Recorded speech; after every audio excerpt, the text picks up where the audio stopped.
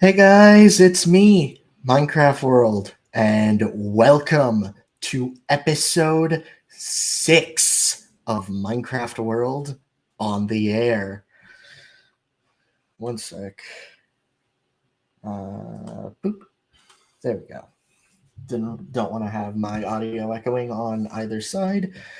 So, today is going to be a bit of a change from the usual. We're not exactly doing a proper discussion stream. This one is more along the EFAP style of reaction, which, if you have been around Zimzilla 99's, Gojin the Makai Phantoms, or um, Sea Monster Essays' channel, who I frequently collaborate with, you will know that they have a very similar style to this, and I am doing something just like that. But first, for those in Zimzilla's Discord, please feel free to join, and let me just message my friend real quick because he is definitely planning to join.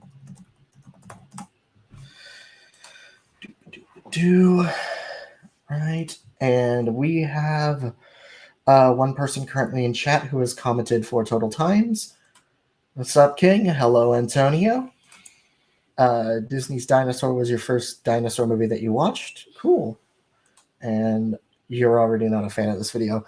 Yeah, this video is oof. Oh, and we already have someone in the chat. Hello. Who is going to tell me that apparently Pennywise and Gold Ship scale together? What? Memes about the versus battle wiki and how, like, Gold Ship scales to the same level as Pennywise. Huh. Interesting. I doubt that's a good metric for power scaling, but you know what? It's funny. Fair enough. Fair enough. I normally don't trust versus battle wiki even as a power scaler myself, but still, that's funny. Yeah. I don't know how to tell you this anymore. Pennywise is bitch made.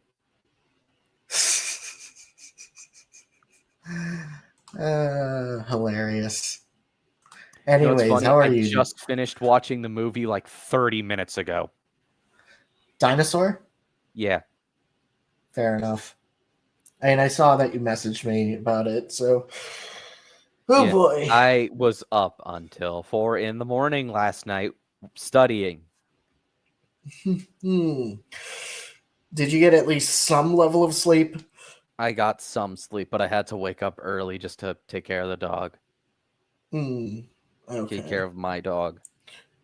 Okay, then I'd recommend going to sleep a little early tonight.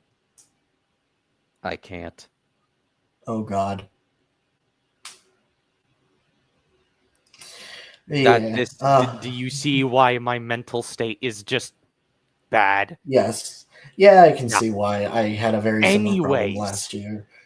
Anyways, yeah, so aside from that, I take it you're doing all right. Yeah, I'm doing more than okay, honestly. Just trying to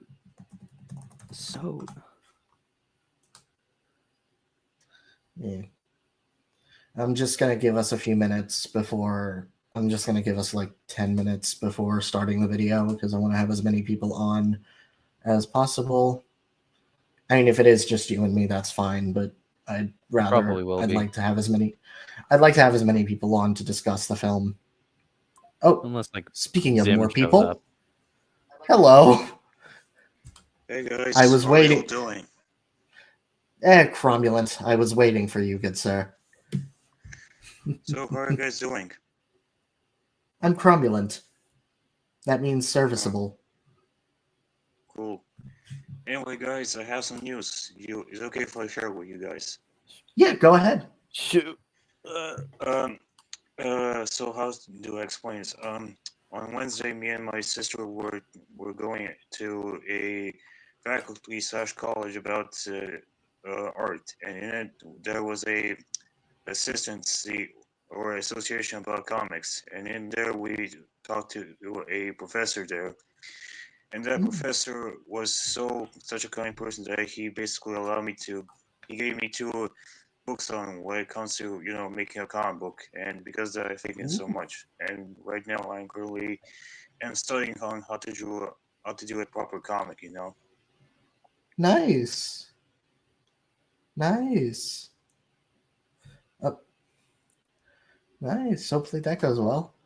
Sorry, I'm late. Didn't have notifications on. Well, you're here now, so thank Hey, God. Mike, We haven't how you started doing? the video yet. How Yeah, you we're doing? I'm doing all right. Tired, exhausted, ready to be done with yeah. college. I am prepping for this Thanksgiving week. Oh boy. And I'm very excited for Thanksgiving week. I imagine. Yeah. I'll explain at So, the end unless Zim shows so, up and then he can chill. so, are we gonna talk about Disney's Dinosaur? Yeah, specifically a video on Disney's Dinosaur. But first, hello, old friend. What's your favorite dinosaur, and have you seen the trailer for Prehistoric Planet's Ice Age? Carnotaurus, and yes. As for me, it's probably gonna be Triceratops because they remind me of a lot of warriors. It has a very warrior culture to it. And as for me, yes, I have seen the Prehistoric Planet Ice Age trailer, and I thought it was really solid. Even though sadly David did not hit. Amber is not gonna be in this documentary. I'm still looking forward to it. Yeah. Yeah. Um, Also been a while, good friend. True, you my answer. favorite dinosaur is the most basic bitch white boy answer you can have. Tyrannosaurus Rex. T-Rex. Yep. And I have seen the trailer for Ice Age, and I can't wait for the 4th season, Prehistoric Planet Cityscape. What's That's a even gonna be carnivore's about? reference. I know that's a carnivore's reference. I recently fell in love with Lesemsauridae. What's that?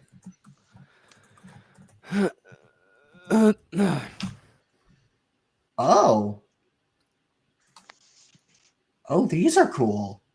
I just looked them up. These I are guess really cool. since we're on the topic of dinosaurs, who here in chat has learned of the infamous, now the return of the king, the prince, Nanotyrannus? Yes. Woo! The boy from Jurassic Fight Club. He made That's his comeback.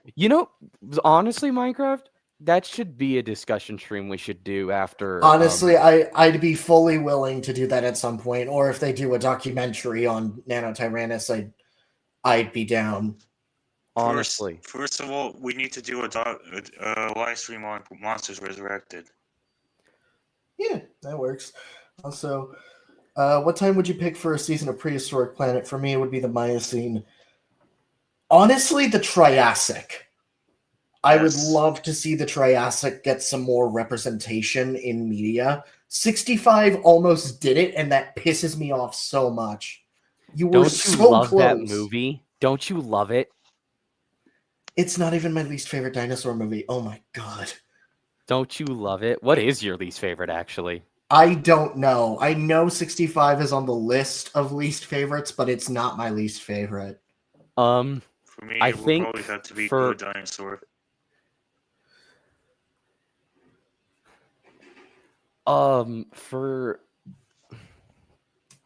for myself, an era I'd like to see. Honestly, any era would do with the Prehistoric Planet treatment, but if you had to make me pick, I'd probably say either the Jurassic or the Carboniferous.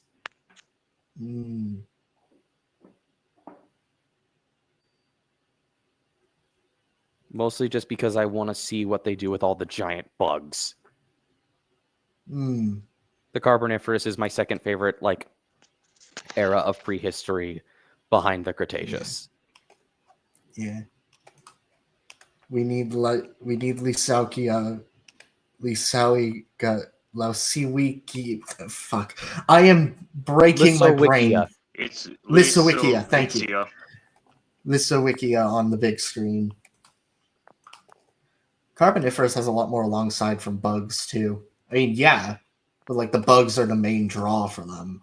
I want to see Arthroplura. Yes. But you already have Arthroplura in the prehistoric park. Well, There's also life on our planet that had an entire section I dedicated forgot to life on Arthroplura. our planet existed. I remember watching that in my high school paleontology class. Cool. Yeah. Also, I think if we're going to the Permian to like after the Carboniferous, I'd like to have an episode for one specific episode dedicated to Tiktaalik, or just like landfish, early amphibians.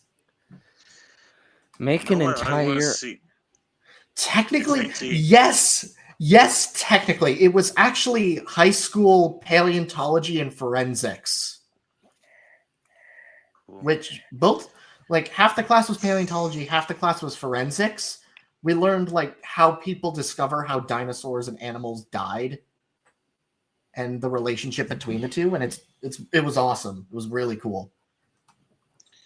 Anyway, as for me, a part of me would really love for them to have a Basilosaurus or Diodon to show up in the prehistoric planet if they ever to, do other time periods, besides the Ice Age. Honestly, the fact that they're doing the Ice Age has just opened the door for really any era, which oh god, that looks so good already. I want to boop the ground sloth. I want a plushie of that thing. I want to hug the Gigantopithecus.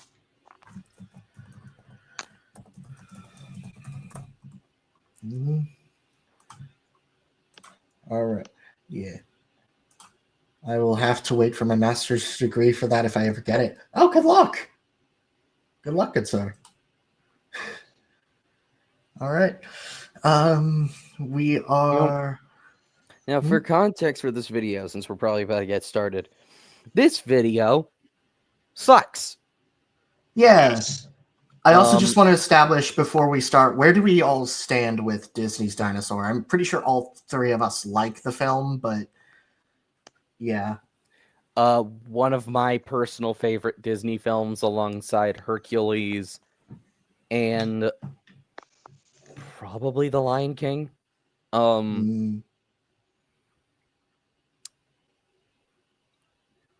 Yeah. But yeah, I think there's a lot actually going on in the film for how surprisingly short it is, and I think this video does an extreme disservice to an underrated film, while also, in general, feeling like this video itself belongs in the 2010s and not in a good way. Yeah. Cool. Yeah, Hoshi, you go? For me, what I think about the movie, I think it's pretty above average. Like, I don't think it's one of the greater Disney films, nor I think it's one of the terrible films, like this guy has said. I really like the Carnotauruses in this movie, and I really like the atmosphere slash, the vibe of the movie, or how the film looks in general. And I really love the opening sequence of the movie, and I thought that the soundtrack for the movie is excellent.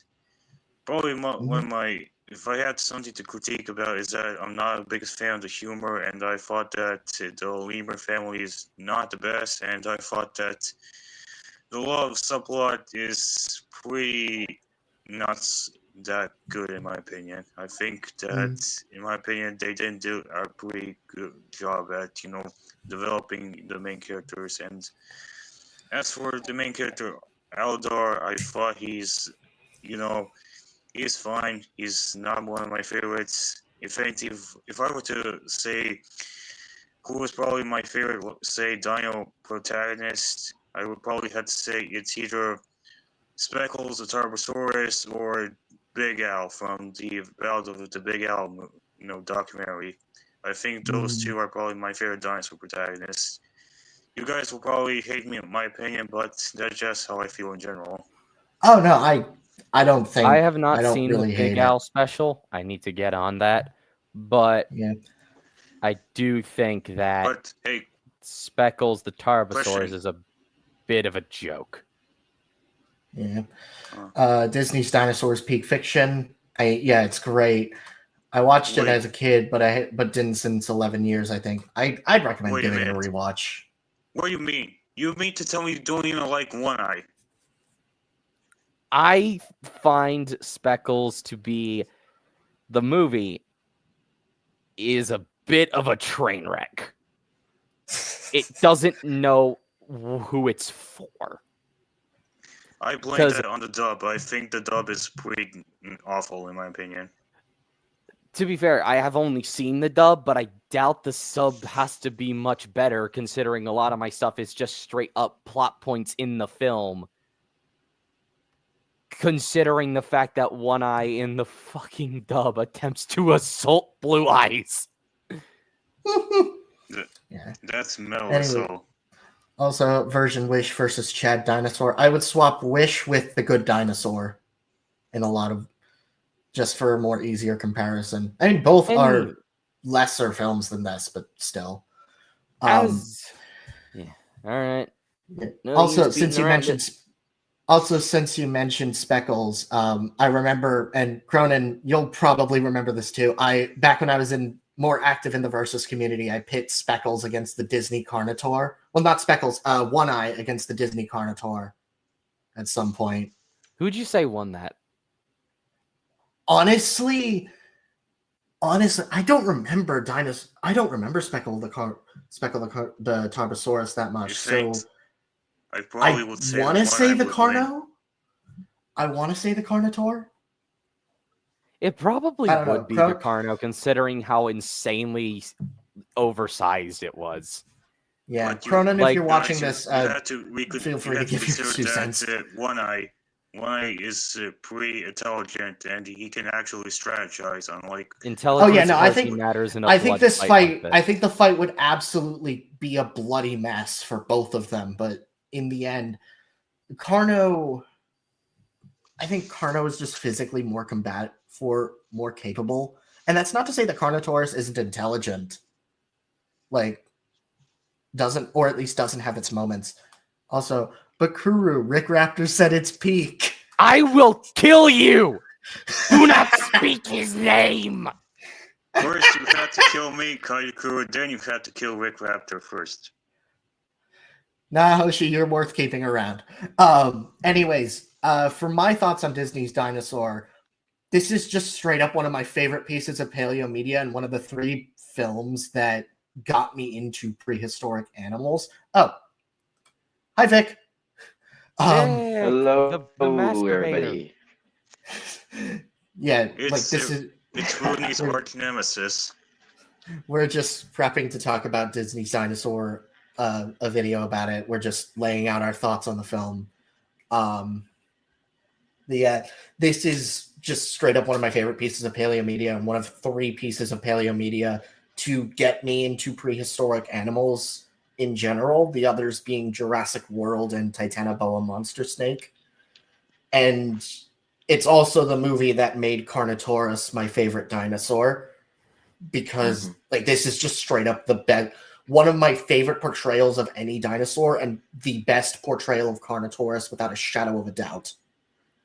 I would go so far as to say it is one of the best Disney antagonists. And I mean that dead ass. Yeah, and obviously it's on the list of best dinosaur antagonists. If I were to say which one is probably my favorite Carnotaurus, it would probably have to be Ace from Dinosaur King. Dino King mentioned. Dinosaur King, not Dino King. Dino King is the name of the Speckles. Dinosaur King mentioned. In this economy? The better one. The better one. I'll leave it like that. I'll leave it at that. The better one. I say that like I remember much of Dinosaur King. I actually don't. I need to give that show a rewatch.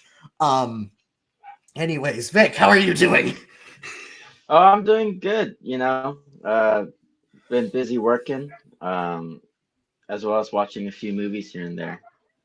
Nice. I saw you watch Predator Badlands and liked it. Yes. Yeah, it was Oh really good. yeah, my sister watched it. Nice. What did she think? Yeah. She hasn't fully. She has to, think about the movie a couple while, and then she'll tell her thoughts about it. Okay. But yeah, so before we get into the video itself, Vic, feel free to give your thoughts on Disney's Dinosaur, just where you stand with the film. And Yeah, so Disney's Dinosaur has been a film that I have very much grown up with. It was one of the first films I ever watched. As a child, I walked around everywhere with a little toy Carnosaur figure. And if I ever lost it, my mom had to find it, or else I would cry my eyes out because I just love that figure so much. And yeah, I think all these years later, I still think it's a really good film. I think it's like a cool piece of paleo media, pretty groundbreaking as well in how it's like, they're all like non-human protagonists and antagonists, so that's pretty neat. I think there is like a version of the film that I think, could have either been better or something just as good, if not greater, because there's like a lot of like history to the film that I'm sure we can all talk about. And also, I definitely believe Yeah. we're going to bring up the behind the scenes stuff a lot. yeah, and also there is something like very morbid about the introduction of the film, which I guess we might go into later. I'll mention it when it comes up. We're gonna go over We're the plot definitely and going to stuff get like into that. that. The Yeah, so guy's I'll going to go mention it in a little later. chronological order. The guy's going to go in Mhm. chronological order of the plot, so we'll be able to do so as he goes. I'm assuming you're just waiting on the video to download. Oh no, I already have it downloaded. I just want to let Okay. Vic finish and make sure everyone's like doing all right because it's been 20 minutes. So. Yeah, so that's about it. That's my position on the film. I still think it's pretty good to this day. Yeah. So all of us have some level of nostalgia, but also generally the film, all of us agree that the film is pretty well done in its own right, even nostalgia aside. Nico Stud and I gave it a rewatch on Rick's server before this stream, and I think both of us came to the conclusion that, yeah, no, this film is still really good. So, Cool. yeah. With that out of the way, let me just get my screen sharing prep. Sec at stay. Sorry. It's gonna be one. This is Disney. We all good? Oh Yep, shit! I can. Hi! Hi! good. This is another old friend of mine from when I was more active in the Versus community. Hi! How you been, dude? What's up? Oh my god. What's up? Yeah, Disney's Dinosaur is a movie I remember liking as a kid, but it was because of me liking like every other dinosaur movie yet ever more. Sup, Eric? Oh god, wasn't expecting you to show up. Sup, Joe? Yeah, I've been all right. Yeah. Anyways, so y'all can see it well, hear it well, or anything? Yeah. Think Pretty it's good. get the Alrighty. first 10 seconds, but honestly, it's fine. Yeah. And Shea Frillis is full of shit for thinking it's a bad movie. Yep. April is There's full of the- shit for a lot of things. Yeah, I still like his work, but yeah. I don't. Mhm. Valid. Anyways, Hey, have you now guys- let's get have this you show guys going. watched the Tim Burton? Is video on Tim Burton? I have started it. Anyways, now let's get this show on the road. Oh, it's gonna be one of these movies, isn't it? This is Disney's Terrible Dinosaur movie. It is their first And attempt we at a had to CG immediately go with movie, the and Jurassic now Park it's set. reference. God damn it. Listen, okay, I will give this man props for one thing. He is a great setter of tone because it took 10 seconds for me to figure out that I was going to hate this. Yep. Like, But dude, you have other movies to mention outside of Jurassic Park. It's not that hard. Yeah. No, it is, actually. I don't think Shafe is full of shit for disliking the movie. I mean, people have different tastes in movies and all. Yeah, but no. But It's also not the guy that was he like, thinks it's a bad movie. It's that his opinion on it from the Disney movies ranked was so reductive of the film and just dismissive of anything the film was actually doing. yeah, that's generally it. The film, That's like, the problem. It came across as like he barely cared when, like, yeah, it's a segment in a ranking, but it looked as if he barely cared about like whether or not like any genuine merit of the film. Yeah, I didn't give it a fair Anyways. shake, you know. Yeah, he just straight up didn't give it a fair shake. That's the Yeah, problem with that section. And honestly, that was the beginning of my losing interest in Shafe. Yeah. Anyways, yeah. Also, just want to preface: I am very familiar with Daz Reviews' content. I do not mind him, even if yes, he has his duds. This and his Angry Birds review were oof, like a special oof. Oh God. 25th anniversary. Just Yay! before A we by get back and into it, large doll 05 movie is with in the waiting room, I think. Godzilla Yeah. 05. Hey, also, Godzilla 2005 said he would like to join. Yeah. No. I'm not. I'm sorry, dude, but no. I know how you act, and I would rather not start engaging in rage baiting or anything of the sort. So yeah. Also, I'm sorry. I'm sorry. I'm gonna take this for a yeah, second. no, But I don't go. want to engage with someone who tried to fucking implicate I was a pedophile. Exactly. I would rather not. I would rather not someone do that, especially to one of my closest friends. Anyways, unpause the video and let's move on. Let's roll. the greatest opening sequence ever made that I remember enjoying the first 10 minutes of as a kid before completely zoning out around halfway through. If anything, the drama around this movie's production is actually far more interesting. Its origins actually predating Jurassic Park, originally intended as a stop-motion movie, Kate Bush being screwed over when she was essentially intended as the Phil Collins to this movie's Tarzan, and also somebody legitimately died making this movie. How does that even happen? It's animated. Well, yeah, the behind the scenes of this thing was Traumatizing. that's one way to put it. It was Also- something. Okay, Yeah, this as is a the kid, first I time was hearing of honestly more afraid of someone monkeys than- dying. Yeah, no, He goes into it later in the video. I think so, yeah. But like generally the behind the scenes stuff was wow.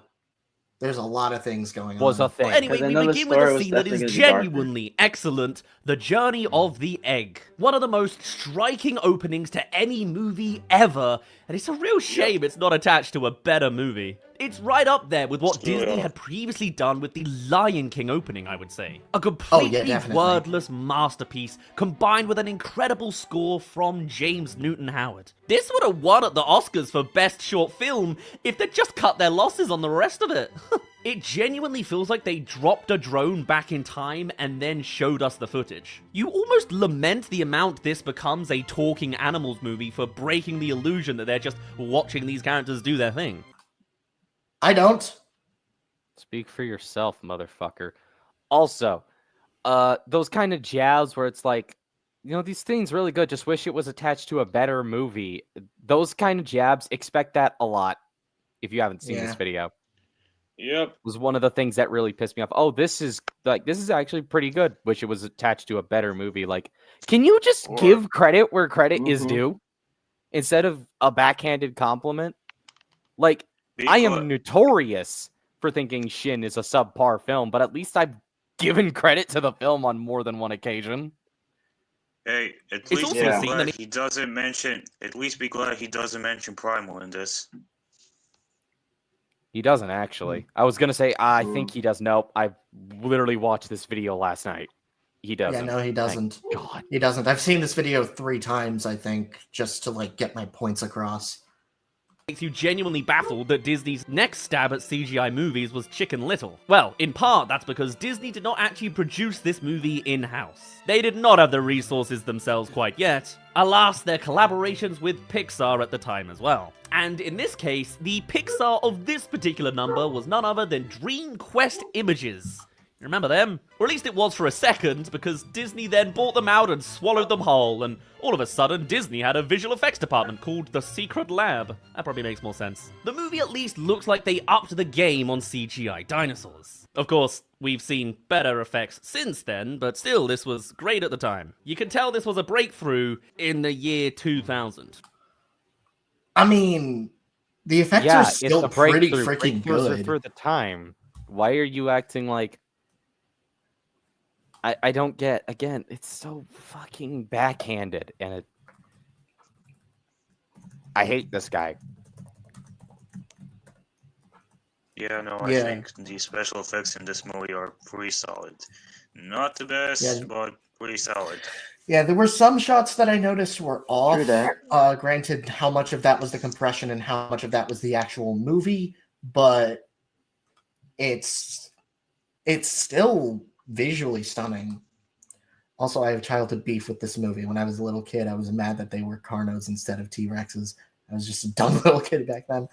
Honestly, Honestly, like- idiot. yeah, no. Honestly, I was perfect. Honestly, like, I wasn't that obsessed with T-Rex as a kid. I was more, granted, this is kind of in my nature. I'm more obsessed with the niche stuff. So them being Carnotaurs was just like, ooh, niche dinosaur. Let's go. I was a Ceratopsian kid, and I'm still a Ceratopsian guy today. Yeah. Yeah. I think nowadays the effects are a little, especially the monkeys. They just don't look super good nowadays. I think the fur texturing is fantastic. The facial Age, expressions, and also, I think. tell me another film that managed to do the photorealism fur from around this time. Like, actually. Yeah. Right, I think the actually- facial expressions, as a kid, the facial expressions were very 50-50 for me.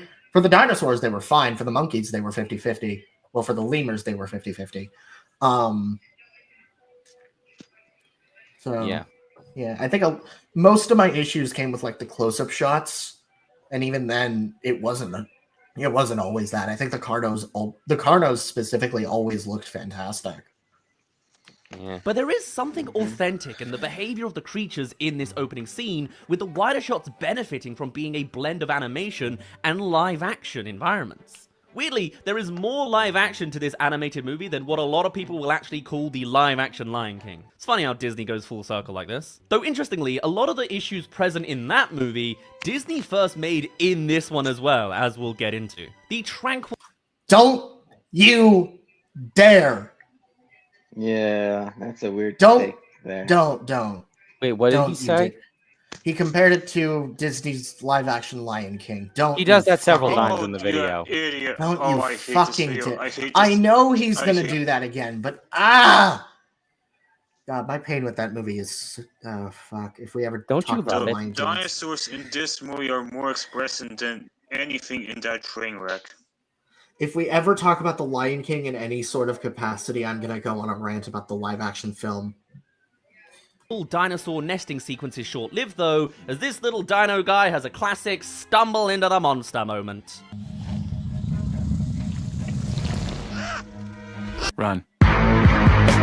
And the monster is genuinely pretty terrifying. I mean, within 2 minutes, the guy straight up killed one of them already, with this really harrowing attack, then cutting to a dust-fueled wide shot. First few minutes in, and the kids are already crying. That's my kind of movie. It's why I like Finding Nemo as well. But this is what I mean. There is so much potential for what this movie could have been.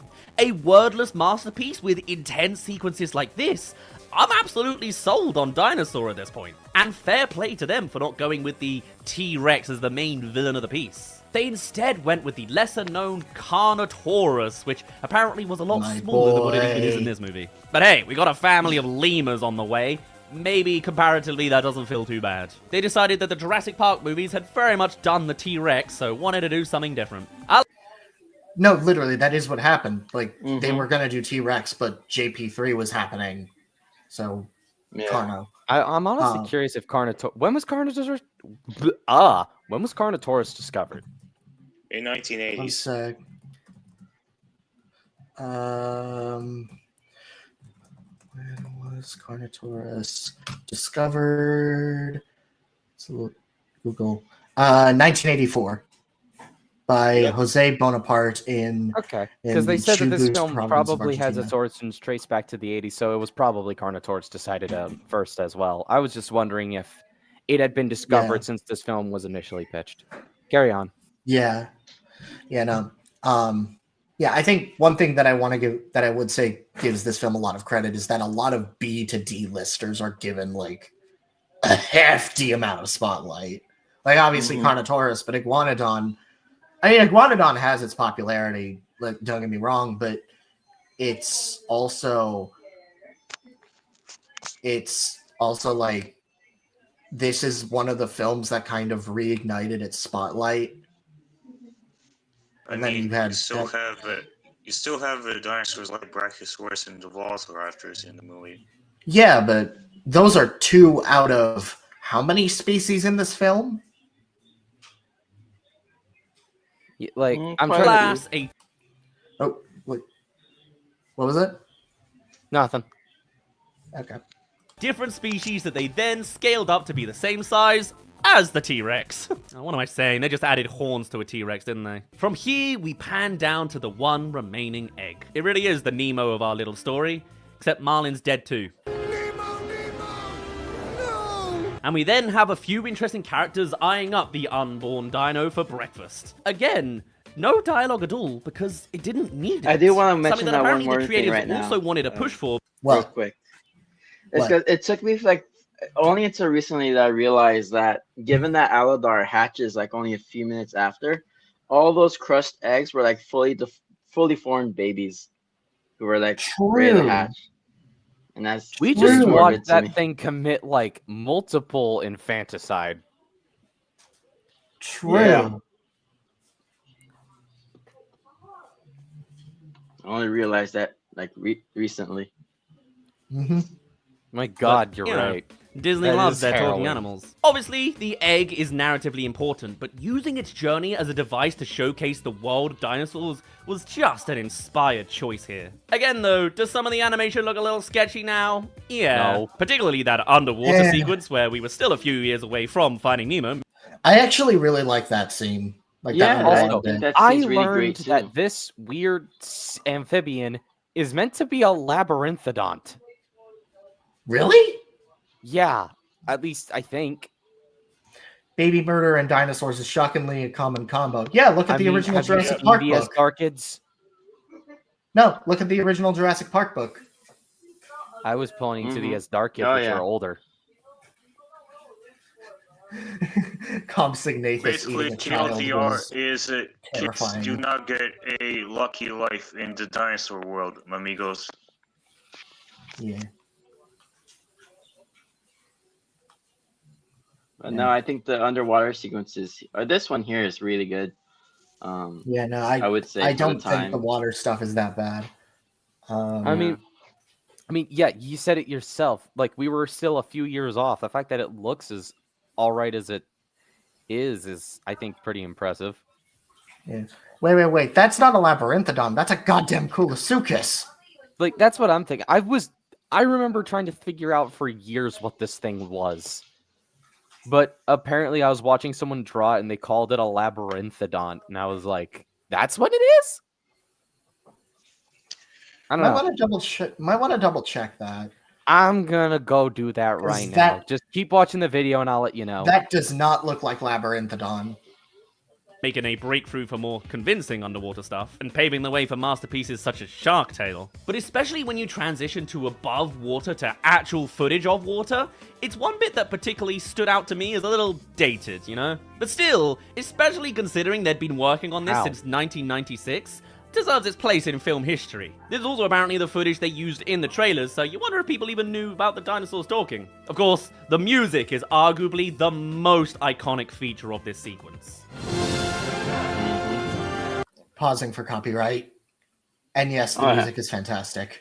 Like, I Yeah. think that's one of the that's generally one of the big things that everyone who's seen this film can agree. Okay, it is a Kulasukis. Okay, cool. Cool. Hey, Cool. guys.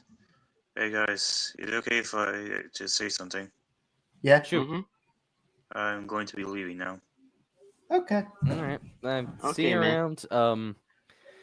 Will we see you for the Gamera pitch stream?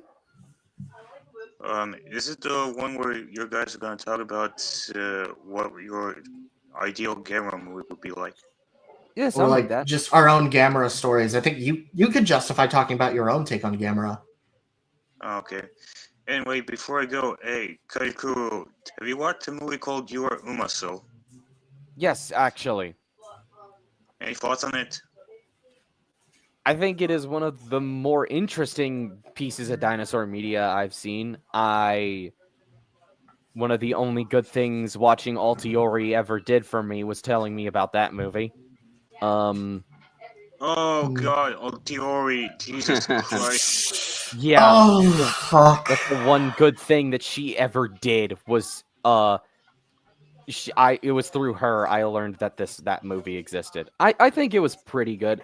It's kind of similar in vein to Disney's Dinosaur. They're of comparable quality. Mm-hmm. Okay, If you like this But- movie, you'll like it.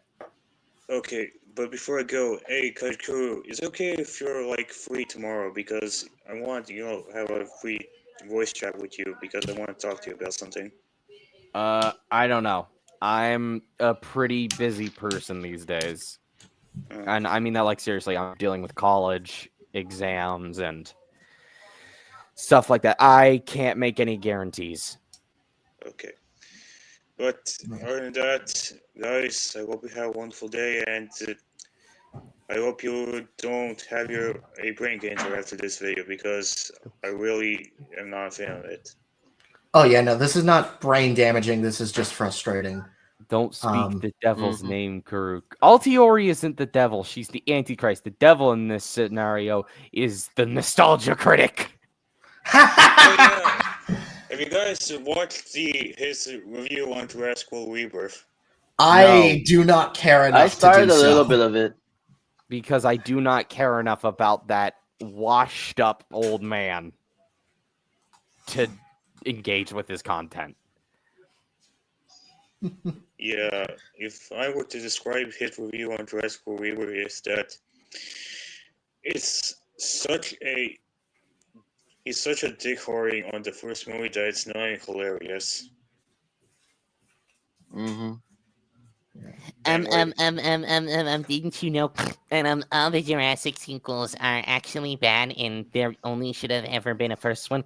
I have no father. World is genuinely a good film. All right. Let's go. All right. Anyways, see you around, Nico. Hope the man has a good day, and let's Not carry Nico, on. Hoshi. Hoshi left. Hoshi was the one leaving. Nico. Hoshi. You know who I mean. Yeah. Nico's still in the chat. Anyways, let's continue. Beep pop beep boop boop. I'm doing It's this. one to thing I avoid definitely copyright. remember from this movie, and that makes sense as Disney started licensing the track for other movies to use in their trailers. Not a bad shout when you have a movie with this score, but overall didn't do very well. However, all good things must come to an end.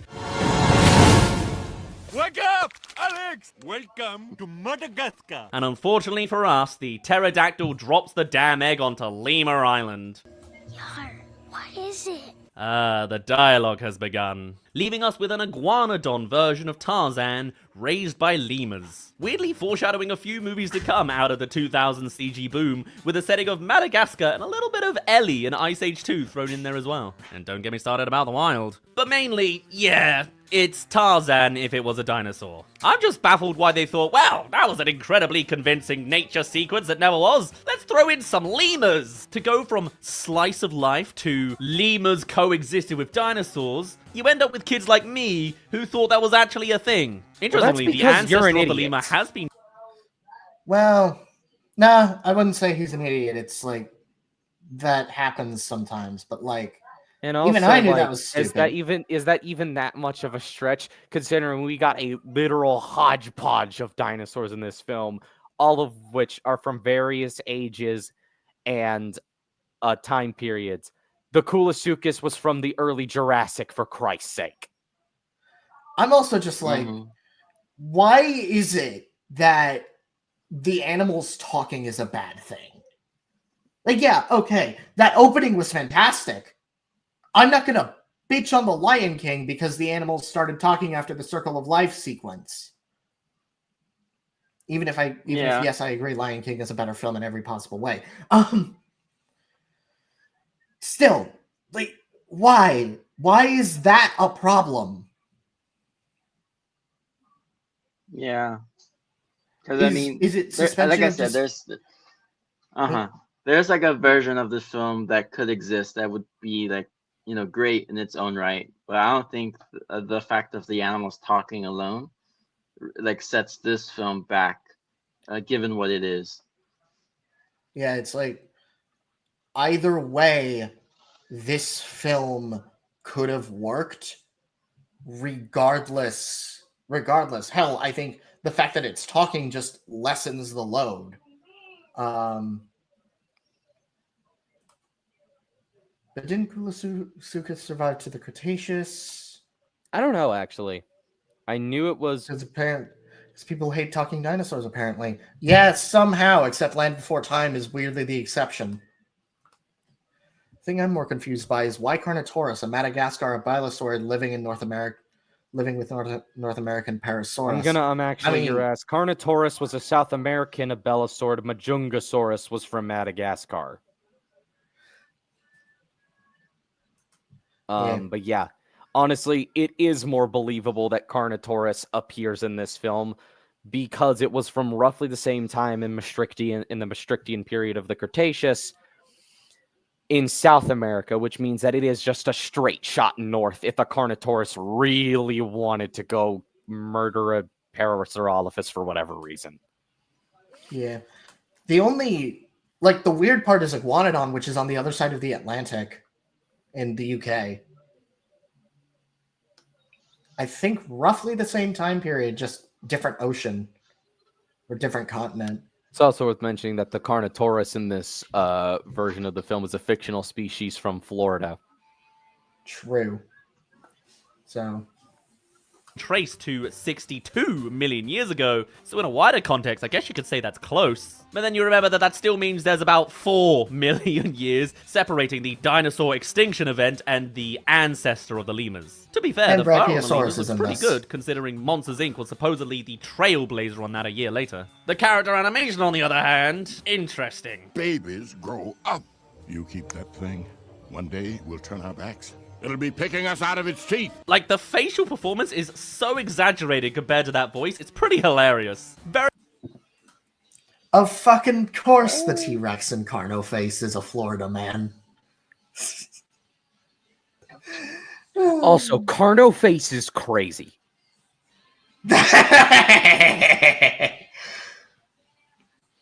Oh my god. Oh my god. Very much breaking us away from that harrowing Carnotaurus attack we open with. As for the substance of this scene, well, it very much plays out like the start of Tarzan. I'm sorry, little one. It's pretty much shot for shot, baby Tarzan's expression's just done again. Except this time with a pee gag. Great. When did Tarzan come out again? The Disney movie? Good question, actually. This came out in 2000, what, 1999. Tarzan came out a year early, 1999. I think a lot Interesting. of the plot similarities these can be attributed to June 18th, coincidence. 1999, and then But yeah. then again, you have to remember, like Tarzan, the story itself is like way older, yeah, and at this point, Din- it's also a trope, you know. yeah, Dinosaur released in May of 2000. So like, yeah, the Disney film came out a year earlier, but but it's like you said, Vic, it's a trope. Also, Mhm. P-gag. Yeah, some of the jokes aren't perfect, but again, early 2000s kids movies. There are things you're gonna need to accept for an early 2000s kids movie. And with that sound, we mark to a hard cut on a now fully grown Aladar.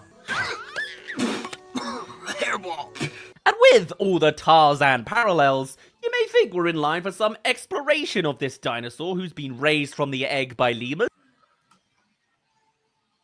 I want to join, I won't rage bait, and I won't bring in incompetence, I promise. We've already said no.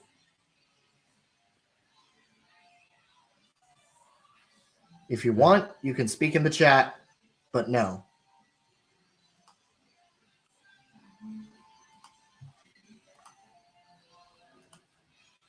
But no, they never really explore that at all, to be honest. Not that I can think of much about a dinosaur raised by lemurs, but I'm not the one who wrote myself into that corner. But what we do get is some pretty uncanny territory, because behind the scenes, the animators had wanted more dinosaur-looking facial features. However, it was clear that dialogue was going to be a part of this movie, and so those designs talking just doesn't look right. A lesson they did not take on board for the Lion King remake, huh? Which is why we have this as a result of a slightly humanized face on a realistic dinosaur body. Much more natural. Basically, what we ended up with in Mufasa. History really does repeat itself. Anyway, Aladar has skipped the Hakuna Matata montage and has had his full childhood with the lemurs by now. And let's just say he's gotten very familiar with his adopted brothers and sisters. We can smooch right here. What the fuck was that? Okay. Throughout this entire thing, he keeps making weird jokes about, like, with Aladar, and it's just very eyebrow raising. It's Yeah. just I don't really see how that moment is like weird when, like, you know, siblings do that, and like Yeah, he's messing like with that. his siblings. yeah. which is I know like- my older brother's done that to me and my brothers multiple times. It's like how is that weird? yeah, This is you know, it's like this is done before. joking. So now with that tone established, it's time to meet the also now grown-up comedy side character / sex pest. Why does Disney keep doing this? I'm known as the Professor of Love, and school's in session. Oh my god, that's his first line. Putting aside the idea that this prehistoric lemur has a concept of schools and professors, this guy is basically just horny for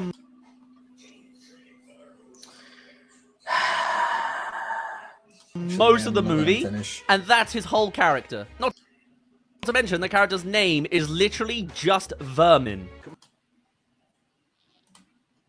That's not. Isn't his name Zinni? Is Zinni Yeah. Is that another... Zinni. Is Zinni a term for vermin? Hold on. I'm actually curious. I'm looking at. Yep. Zinni has multiple meanings. According to the AI overview. I can't find anything here. Okay, The so closest the I get AI it- overview. The AI overview says a few things. In Swahili, it means to fornicate or to commit adultery. In Arabic, it means adornment or embellishment. In Italian, it's just a name. And in Hebrew, it stems from the term zin, which means buckler or shield. So the fornication definition would probably be the closest thing, but even then, it's not even like vermin. Mm-hmm. Breaking news: so-called love monkey found dead after trying to make out with a circus. Oh God! He would. He objectively would. But like, so already misrepresenting the character. Again, this is a trademark of like early 2000s animation. This is kind of a thing that you need to accept for the time. Does it comes make with it the great? territory. Like, it comes with the territory. That's kind of it. Also, throughout this entire movie, he just kind of gives me the implication this man is ashamed of the fact that he has a working sex drive. Let's get going. Of course, logically, the birds and the bees are on the brain because it's time for lemur mating season. Kids may not get a great deal of accuracy about dinosaurs, but hey, they'll learn about the mating cycle of lemurs. Just what we want out of Dinosaur 2000. Your first mistake was assuming that this film was going to be educational based off of the opening sequence alone. You got a Carnotaurus that's 2 steps away from being a kaiju. Whilst also chasing down Iguanodon, Pachyrhinosaurus, and plenty of other creatures. Basically, what I'm trying to say here is, you're an idiot. This movie is not trying to be educational, it's trying to be entertainment. This is... I feel like, I get he's trying to make a joke, but it's just not working. Yeah, if this is a joke, it's not registering, and if it's genuine, then I don't even know what to say. Actually, I've already said what I need to say in relation to that. So have you. But first, both the boys and the girls get a pep talk from 2 ends of the same family. It's literally swingers evening between these cousins, it would seem. If you mess up, don't worry. They'll never remember. Except Aladar, of course, who seems to be the pimp of the situation. I'm not kidding. Hey, girls! Look what just pulled into town. Hey, ladies! Your buffet table of love. These writers just decided to go to 11 with these over-the-top chat-up lines and nothing else where dialogue's concerned. So I guess on the back end, you've got one room full of animators making these really advanced dinosaurs and upsetting one stop-motion guy. And then the writer's room, where they're just throwing in horny lines at the wall. And this vermin guy is basically the biggest sound piece of all that. Hey, free samples! Get me one! And visually, this scene, once again, looks great. It's just weird we're now seeing a lemur's mating cycle featuring 90s chat-up lines when 10 minutes ago I was watching Walking with Dinosaurs, the movie. The tone is uncat. Oh, you were definitely not watching Walking with Dinosaurs, the movie. You were definitely not watching that. I think you God! need to go back and rewatch Walking with Dinosaurs if that's what you. This movie, and Walking with Dinosaurs, aside from I get he's trying to just make a joke here, but again, it's just not landing because you're not funny. Yeah. Ugh. Yeah, it's not. This is honestly and again, painful. the humor kind of comes with the territory. Also, the argument basically comes across why are we watching humans in my kaiju movie? Why are there humans in my kaiju movie?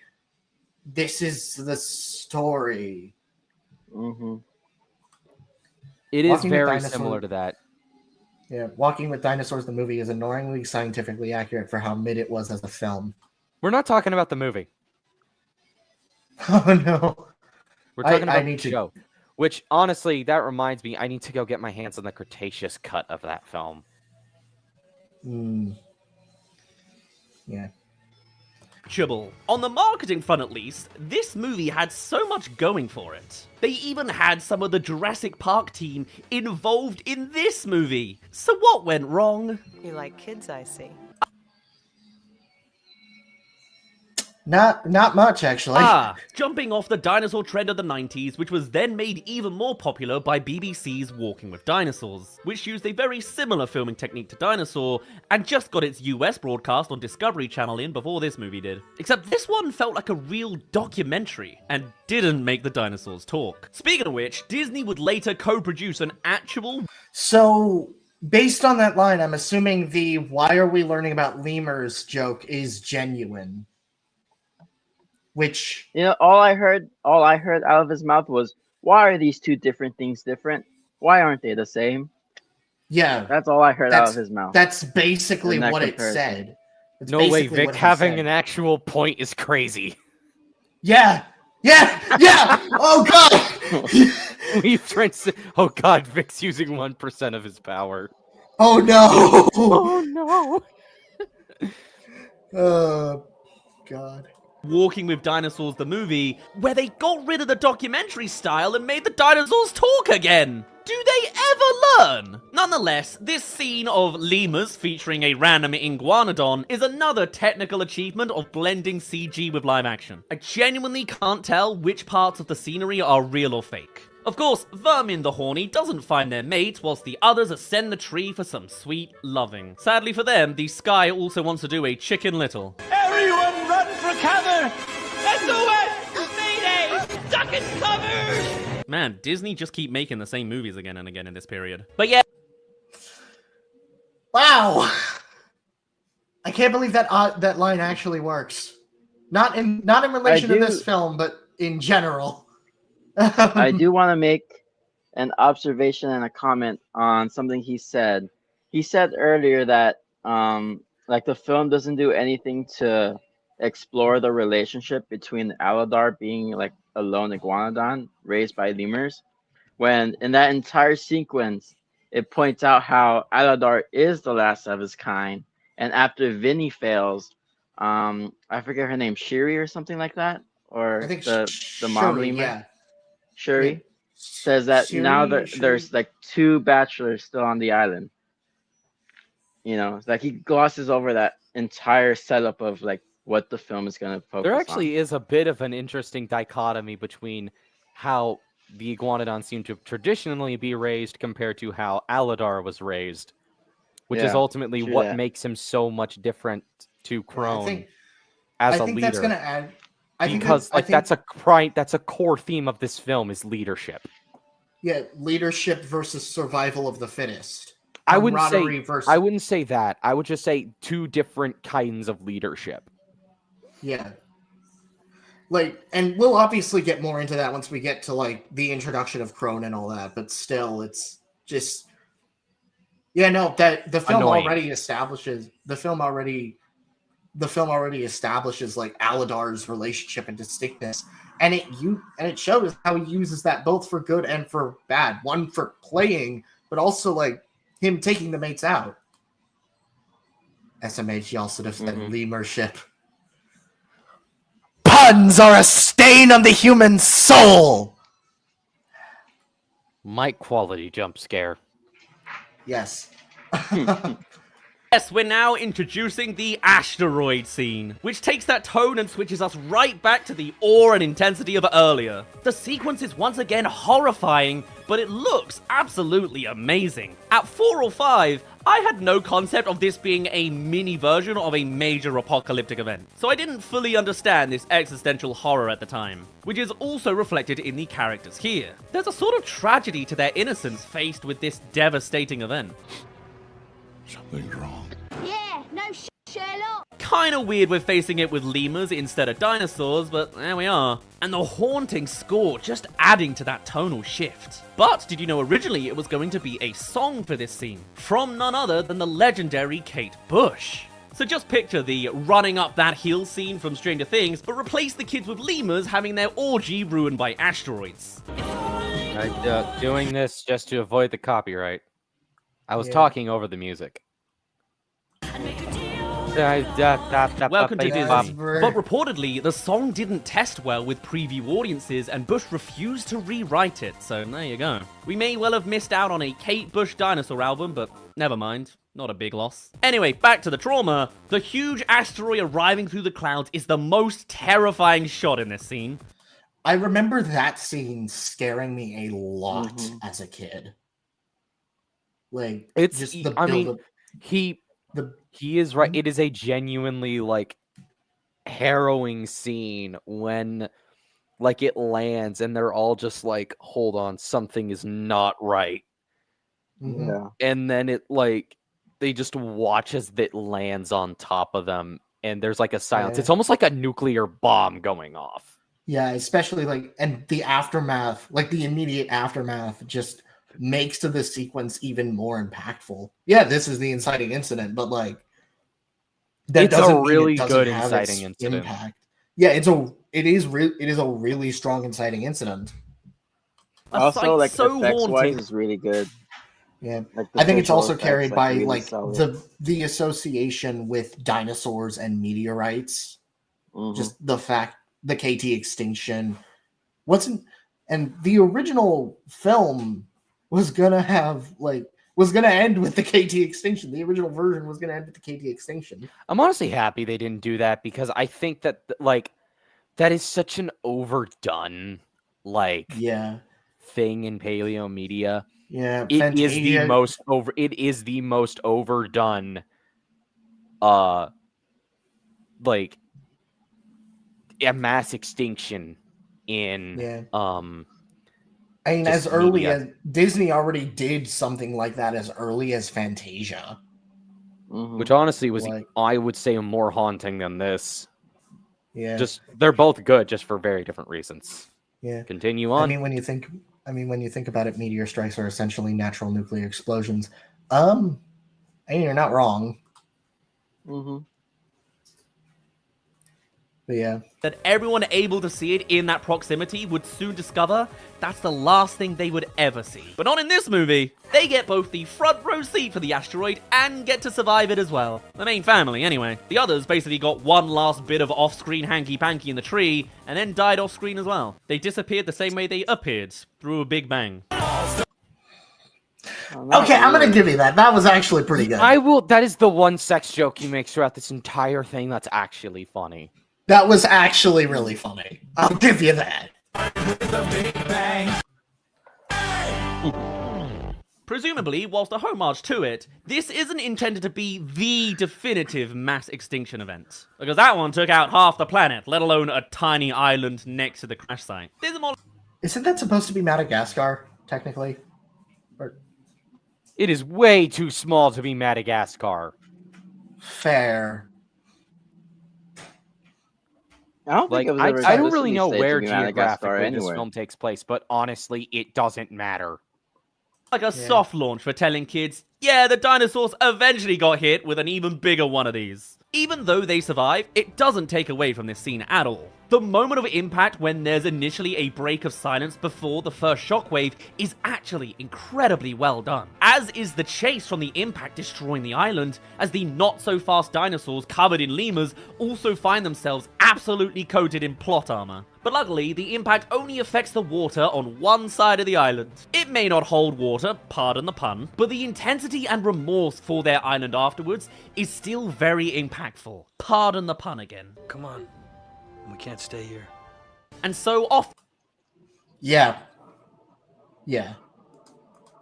It's always referred to as Lemur Island. Yeah, fair. I started thinking of like Matt Pat's Disney death thing and how he found out that Madagascar and all that stuff.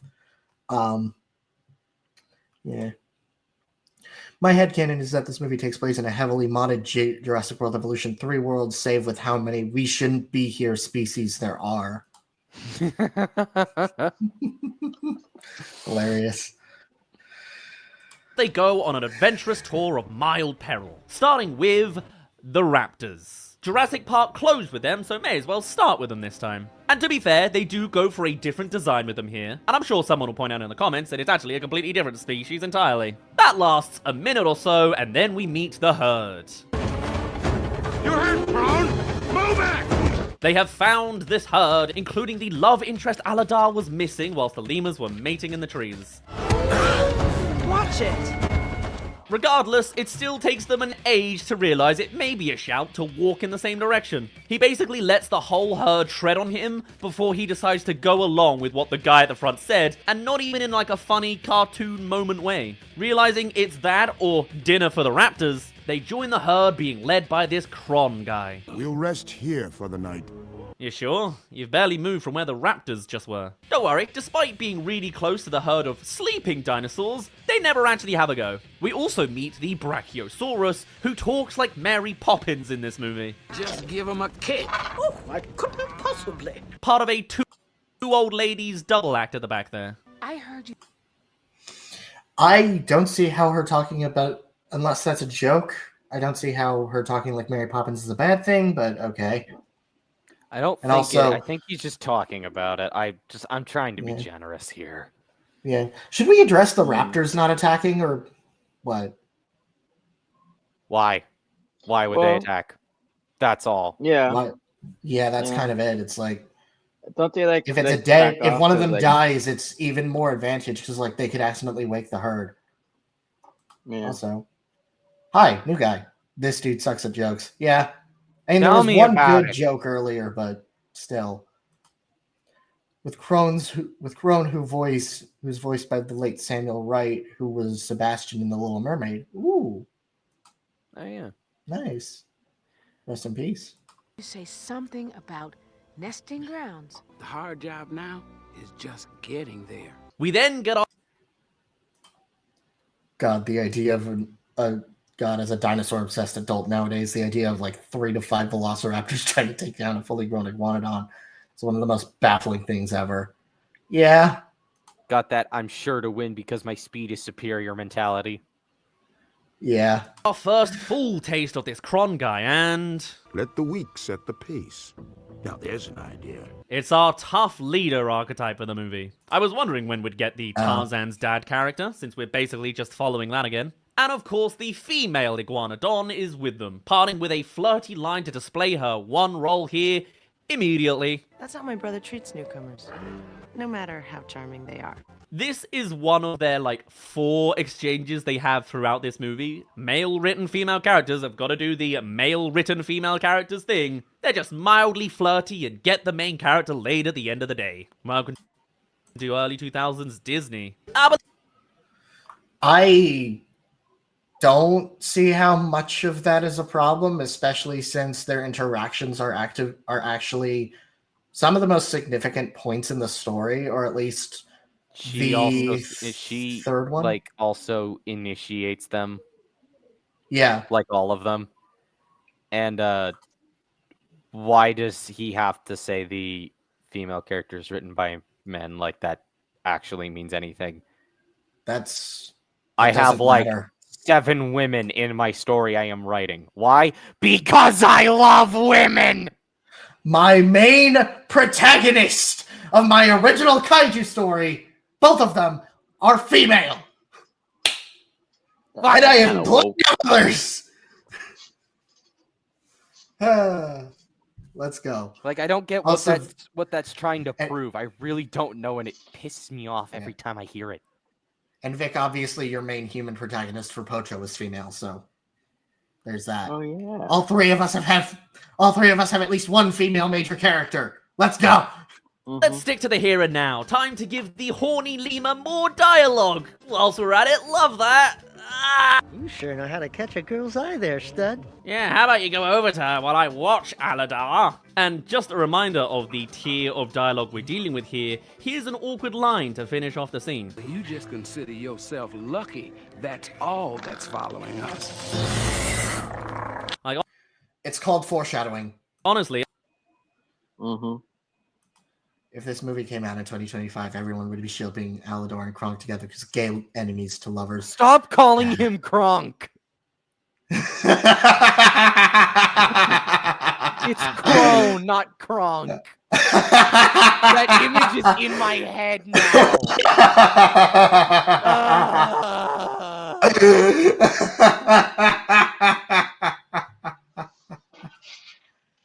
I was half expecting she'd wink at the audience.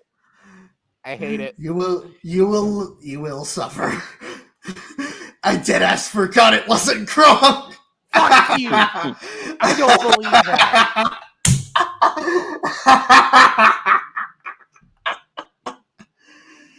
Into the end of that, which the raptor weirdly sort of does. Gosh, sure hope nothing else is following them. On to the very next morning, where Kron delivers more "I'm this" character lines. You and that little parasite better get moving! That's A call that Vermin's libido wastes no time in answering. Hey, there's your girlfriend. Very much the direction of this whole scene. Hey there, yes, you've made it to the halfway mark of this video, so come subscribe if you haven't already for more. I already am, Cheers. but I am This movie has quickly grounded to a halt. I feel like it only just started. I feel like we've had 2 scenes, and now we're... Yeah, no, the film is really short. Like this film is really short. Just saying, if Kron was voiced by Patrick Warburton, I think everyone would think higher of this movie. Oh god. Oh god. Yeah, no, this film is really fast. It's also So, just bear really in mind, short. there's been a maximum of 3 lines between Aladar and Nira at this point. Yet this little guy is all in. What you need is a little help from the love monkey. With said advice being basically verbal harassment. It's the early 2000s. It's something. Which, to be fair, doesn't go well. That, children, is what's known as a jerkosaurus. At least there's some consequences for this little pervert's behavior. Yeah, that is probably the worst joke of the film. I but feel like it's that's the stating of the obvious, you know? Yeah. Yeah, that's a stating of the obvious, if anything. You get... You should watch Yes. Yes, I would love to watch Emperor's New Groove in VC, please. That'd be so much fun. That would be really funny. Pull the lever, Minecraft. Run, lever! Do y'all think Zini just said a slur in lemur? No. I think that is like the equivalent to me barking whenever I look at Makima.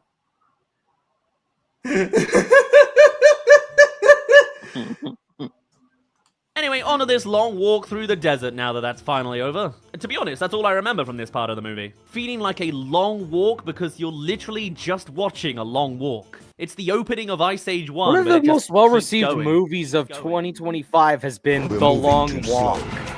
That doesn't prove And that's anything. the thing. It's not much of a story behind this big herd walking with occasional obstacles. We just follow a herd of dinosaurs walking for the next hour. This is the Shea Frillis thing all over again! They're just walking.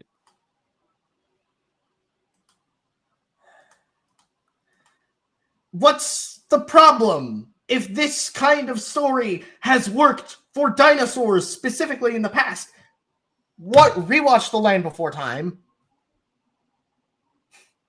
Like, They're Just Walking could be applied to plenty of other dinosaur media and movies in general.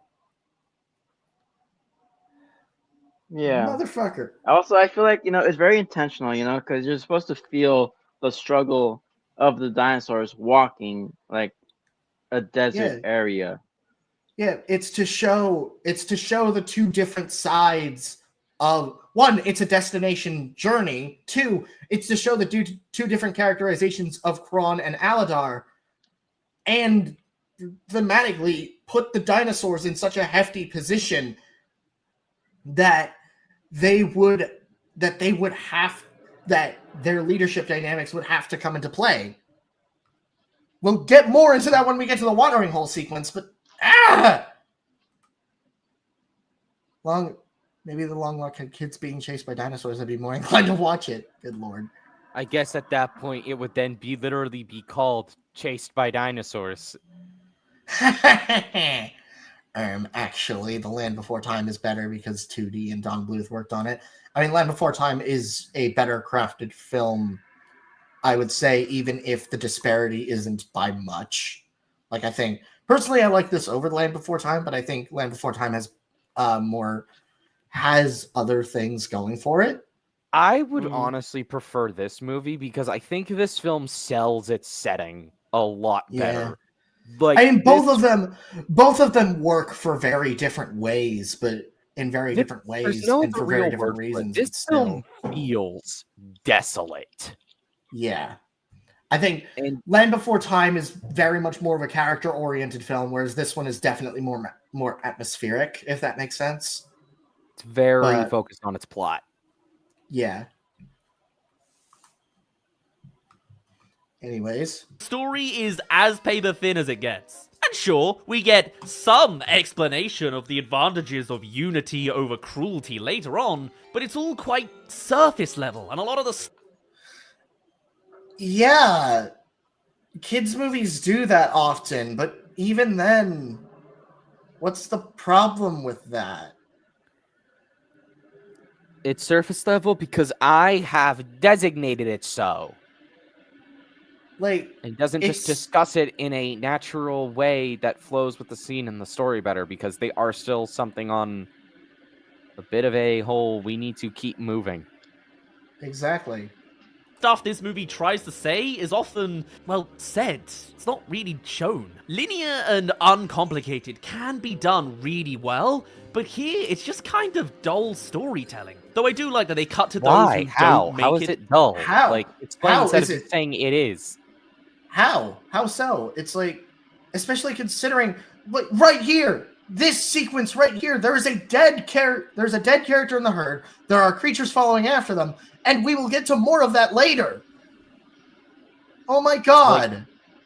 It's a whole, like, set in the thing that you really sell the characters are desperate and are just really out of steam and really just running on fumes. This this small segment right here disproves your point of the not showing but rather telling, and then there's more sequences later that further break it apart. Through this trek being taken by the raptors. It's good to see some mortality on show in this supposedly brutal world after seeing our full main cast survive an island getting wiped out by an asteroid. And it turns out that the raptors are not all that's following us. The MVPs of this movie are back, presumably to claim that sweet egg they missed out on in the opening scene. And that's not all, as the lake the herd were heading to has now dried up, giving us a brief glimpse of dimensionality to Kron, as you see the concern of responsibility in his eyes. Wouldn't it have been great if Kron was more of a layered character, a leader with so much on his shoulders, having to deal with different moral dilemmas in a way that's endearing and also challenging for him? What a shame. And so as... Fuck you. Fuck you. I mean, he is. Fuck like, you. but a lot of it is... Crone is a type of character... This goes into the... I guess since this lets you segue into the topic, the dichotomy between Crone and Aladar. Crone is a stoic, does not wear his emotions on his sleeve very well, and we don't really see what exactly he's feeling all that often in any given moment. Aladar is very empathetic due to the fact that he was raised by lemurs, which are naturally very social animals, so he lived in a very interconnected group with a massive family. Crone probably didn't have that and just had to fight and has been put into a leader position in a really bad situation where the best thing to do, at least to him, is what they've always done, where those who die along the way, it's just kind of how it is. Shit happens. And this is a brief moment when, you know, even he's like, relieved to get a break, and then he's like, no, I don't get it, but we just have to keep going. We don't have a choice. And we see what happens to those who are, you know, his definition of weak in Ema the Styracosaurus, who just breaks. Like, there's no other word for it. She just has a breakdown in the dried riverbed or lake bed. Like, that's Ema's highlight sequence. I think one of his criticisms later is that the others don't really have much to do. That's Ema's sequence. That's Ema's scene. Baleen has her pep talk with Aladar. Earl is a comic relief character and is functionally a dog. Yeah. One sec. I'm just sending a message on Discord.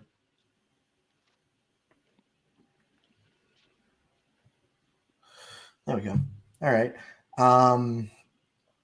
Aladar, why are you so mean? Crone, because the Carnos ate my grandma. Honestly, you wouldn't really be that far off. I know it's a joke, but you wouldn't even be that far off. Like, considering the reaction to the Carnos. His grandma probably did get eaten. Yeah.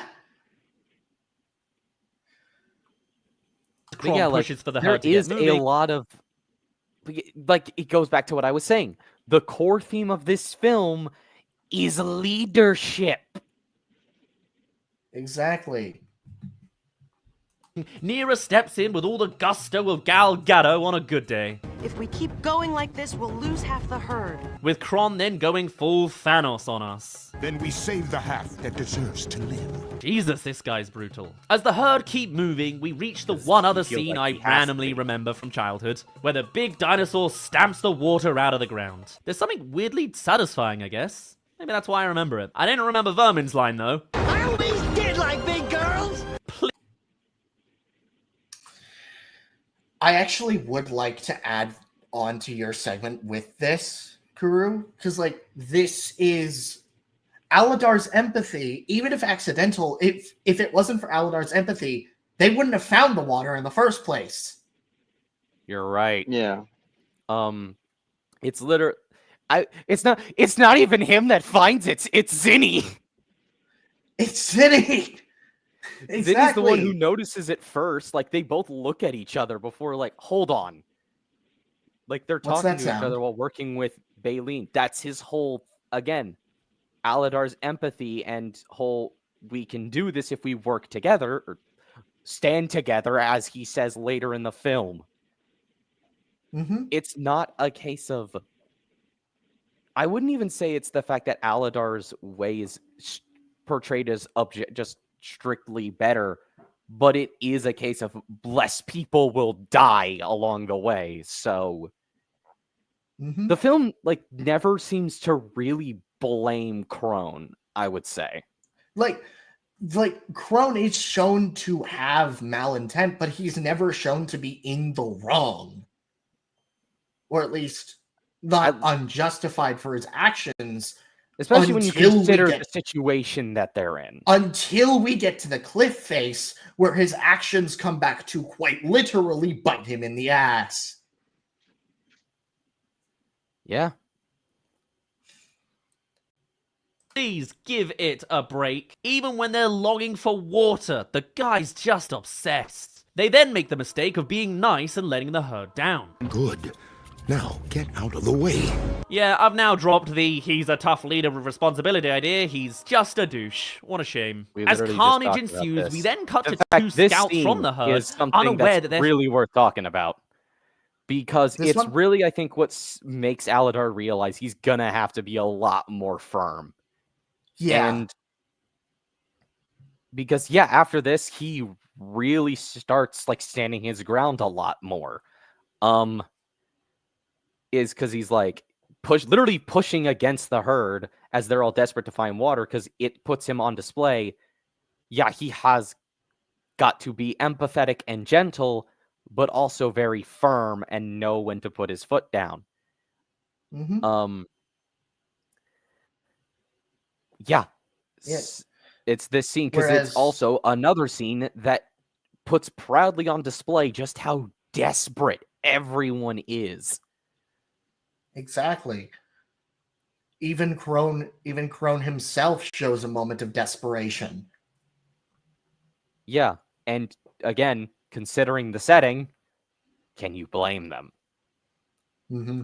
moving. Nera steps in with all the Feels like gusto this of film Gal is Gadot actually on a good good or day. something. Crazy, I know, right? We'll lose half the herd. Remember it. I didn't remember Vermin's line, though. I always did like big. The guy's just obsessed. They then make the Yeah. mistake of being nice and letting the herd down. All right, I moved back a bit. Now, get out of the way. Yeah, I've now dropped the he's a tough leader with responsibility idea. He's just a douche. What a shame. As carnage ensues, we then cut to two scouts from the herd, unaware that they're This facing is a a great classic scene. horror movie trope. There's no water here. I think we should get back. Never a good sign when you're looking for the thing the other characters have already found. And so, ambush ensues. We even get a brief glimpse of one of them getting eaten in the background. It's pretty brutal. Now you just take a foot and press. Back to the herd, and I still honestly can't tell how much of these backgrounds are live action. It did not come without consequences though, as legitimately an on-set accident for this predominantly animated movie sadly Oh, cost here it a is. crew member their life.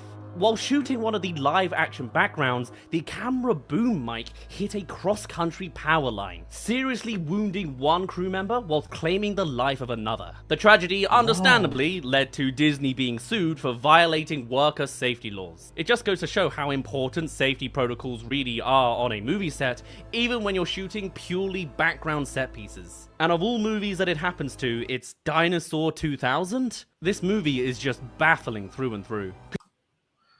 Yeah, it's almost like it's great. And yes, that is a tragedy. Genuinely. I don't like how he seems that, and it was for this movie of all things. Like, okay, fuck you. It's like actually, that was no, like there's no joke here. Really, yeah, that was really backhanded. Like, that sucked. Why isn't he the most relatable character in this movie? With that, I knew I always liked Big Girl's line. Because it's the truth. I want a tall woman to pick me up. Real. I want uppies. But yeah, like, dude, don't do that. That's very shitty. Did he script this? Yes, he did. You can absolutely tell that he did. I'm very sure he scripted this. Because how do you say that? Look at or write that down in a script, proofread it, as I hope you did, and then think maybe that's a little shitty. Yeah, that's just very poor taste, to try to equate a tragedy to also this being a bad film, which, obviously we disagree with. Just using that tragedy to just take another jab at the film, no matter how small, it's just in poor taste, no matter how small the jab is, and you shouldn't do it. Exactly. But yeah. Also, you see, this was originally intended to be a stop-motion animation hybrid with no CG at all. Looking at Disney's 90s slate with Nightmare Before Christmas and the often forgotten James and the Giant Peach, this does make sense. They were clearly also trying to diversify their animation with stop-motion as well as CG with Pixar. Remember, honestly, I'd be very interested to see this film in stop motion, even with how good the finished film is. Like, that would have been interesting. The Carnos especially would have been fucking awesome. Oh god. Honestly, I can't see them in anything else but this film's art style. Yeah, fair. I'd be curious though. Before Jurassic Park came out, when these were likely commissioned, it was still not fully understood that computer animation would change the industry forever. But then, it very much did come out and became the highest grossing movie of all time at the time, and sent the demand for computer graphics and indeed dinosaurs into overdrive. To which Disney went, well, I think we got a movie on the shelf like that. Back to the movie itself, still having shared very little dialogue together, and Nero watches Aladar displaying his dad vibes with the two baby iguanodons, leading to their first full exchange in this whole damn movie, which starts as natural as you'd expect from this script. You like kids, I see. That's one way to put it. You like kids, I see. No. Wait. Not the chat-up line I'd go for, but hey-ho, I'm not an iguanodon. I'd say maybe she should have gotten some tips from Vermin, but I don't think anyone should be left alone with him. Fat bottom girls, you make the rockin' world go round. God, honestly, these jokes. Taking things out of context here. Or, what's the word? It is taking things out of context. Yeah. Not funny. Yeah. Also not funny. It's just it feels like he's stretching to dish this. It's cause he is. Yeah. Pain. It would seem as though the reception to this video in general was pretty negative. Yeah, no, generally, a lot of people were like saying, oh, this guy's rage baiting. Oh, he's gone too far. This was also right after his Angry Birds review, which was just as bad, if not worse. That would be honestly a fun watch in Rick's server, That review got me to rewatch the film. Nico Stud was with me. Both of us had a fucking riot with the Angry Birds movie. I feel like I would have enjoyed being there for that, but you know my life. Yeah, the first act of that film is fucking beautiful. Also, second Vic. Wait, there's another Vic. What does it mean? Kick the first one. Oh, the first one's gone. Oh my god. Also, new Dear profile. God. Nice.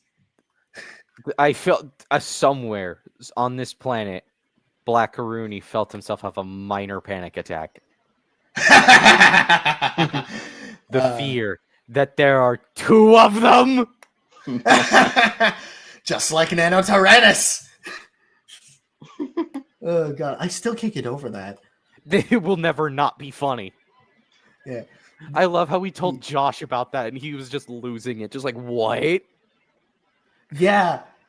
Nanotyrannus went from, does this thing even exist, to, there are two of them in one day. And, like, you can't even argue against it anymore. It is real. Run from it. Dread it. Crazy. At the end, Nanotyrannus arrives all the same. Oh my god, it's hilarious.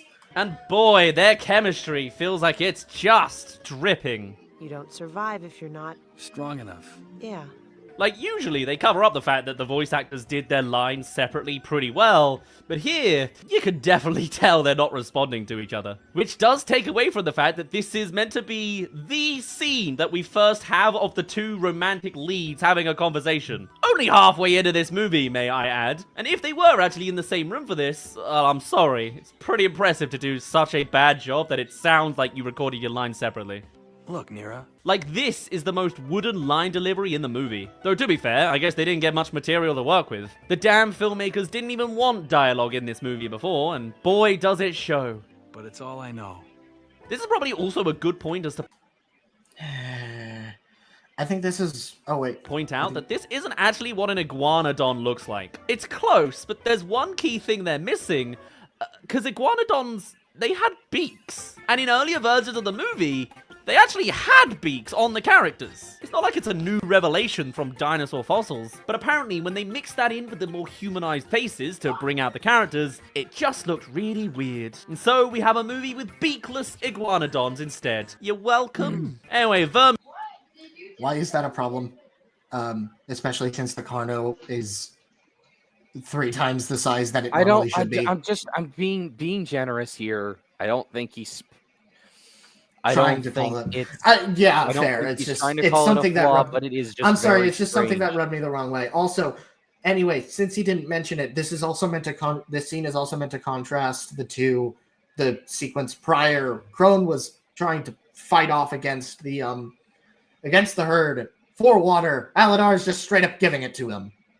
Mm-hmm. Yeah, because he knows there's a lot more than what's initially going on. Because, well, he was in surprisingly good condition compared to the rest of the herd. The film doesn't really establish how long the herd has been going on for. Yeah. My Jurassic Fight Club childhood loving self popped off in vindication that Nano T was valid.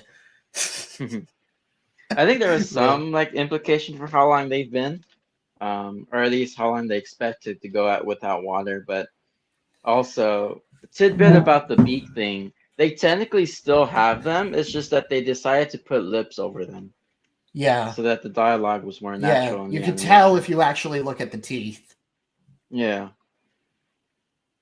And now pokes his head to have a look. Doesn't say anything, but you know exactly what he's thinking. Before getting absolutely roasted by Papa Lima here. One down.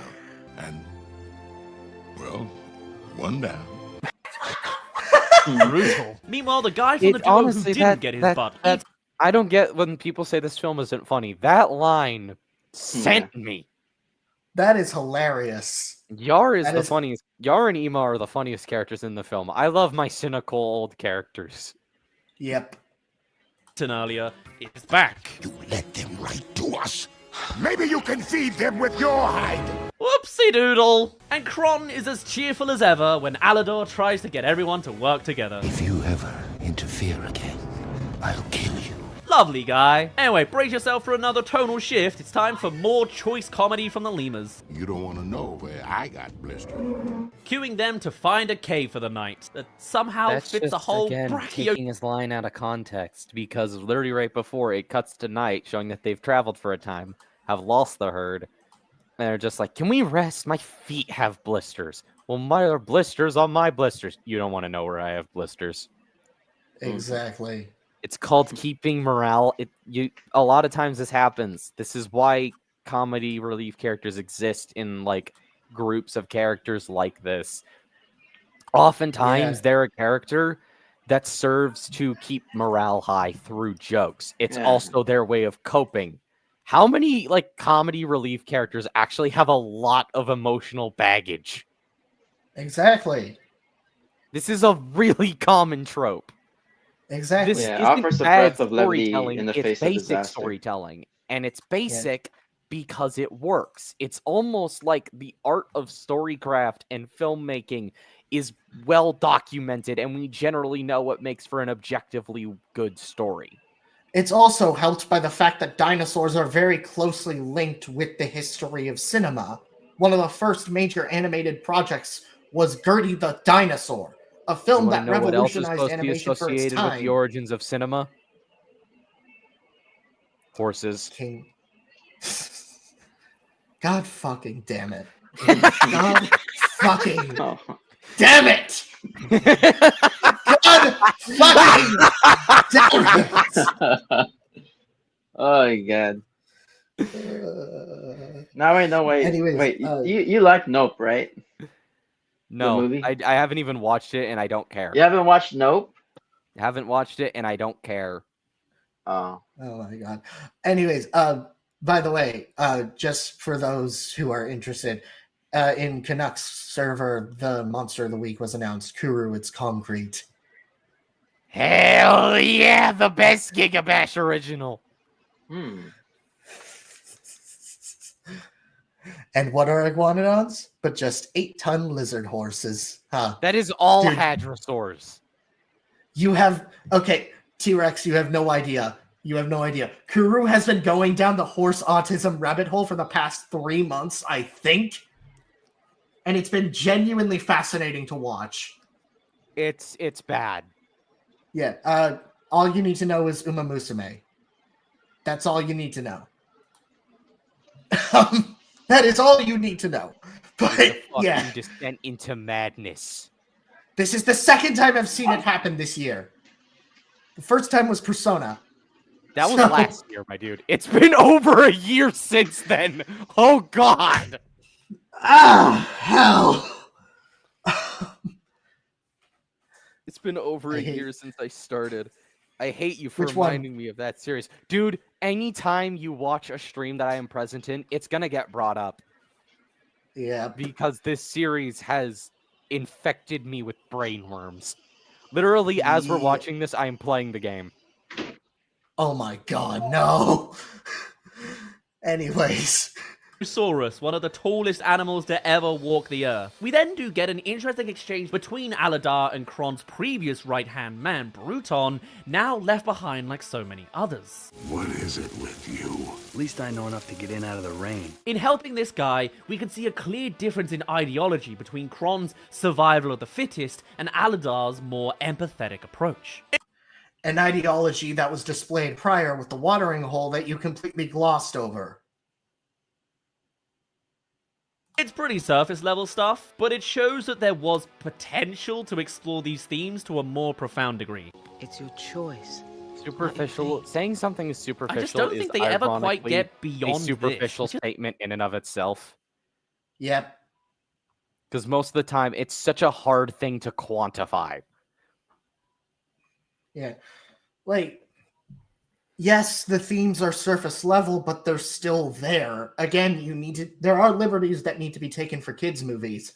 And even then, this film has some semblance of depth. Is it as good as, say, The Land Before Time or Puss in Boots: The Last Wish? Maybe not, but it's still very much present when you actually stop and look at it. It's a shame. Of course, things can't be that simple with the Carnotaurs now sniffing around. And to be fair, the shots of them with lightning in the background go pretty hard. My favorite scene of the movie. Time for the gang to sneak off, including the characteristically... One thing I hated as a kid was how the movie, the carnivores are always portrayed as evil when they just want to eat. Yeah, I think that's a typical thing for paleo media of the time. I think it just comes with the territory when you have herbivores as the protagonist. It's just natural that the carnivores will be put in that light anyway. And I mean, there are examples of herbivore protagonists and carnivores that are not, like, seen as villains. Yeah, Land Before Time had that as well, I think. I know a good chunk of the Land Before Time movies do that, especially after the first one. Everyone knows about Chomper. Yeah. I know that, straight up, I think in the fifth one, they work with Chomper's parents to get rid of a Giganotosaurus. Yeah. Kuru, be honest, if Psy Games asked you to sponsor the game, would you in a heartbeat? Like maybe for a video or something?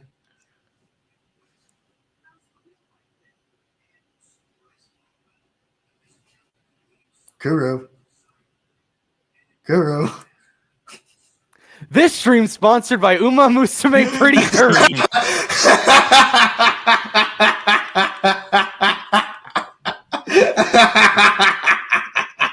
I was like, hold on, what do I do here? What I need to tread very carefully.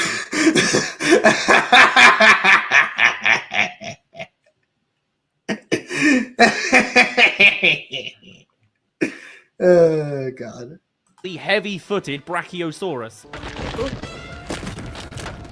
Spoilers, it doesn't work out. Go! Hurry! And as the main character is framed to be eaten in a way that the plot armor strictly forbids, the disposable Bruton, who is planning on dying anyway, gets in there to be the martyr of this situation. Bruton, yes, I'm afraid. Meanwhile, Kron's still in full swing. The completion of Bruton's arc, because in a way he kind of goes along with Aldar's mentality. Yes, it gets him killed, but he could have just ran. In fact, he outright considers it. I would throw Minecraft and Vika in front of a pissed-off grizzly for these horse girls. I did not say this. I did not have sexual relations with that horse. Oh, no. Oh, no! All I'm saying, though, is that if Goldship told me to, I would. Sorry, Minecraft. It's just business. Oh, no, I drag you with me. We are a package deal, like I said. Somehow that's going to end with us making friends of the base, and we realize it's actually the last Arctodus. Oh, my God.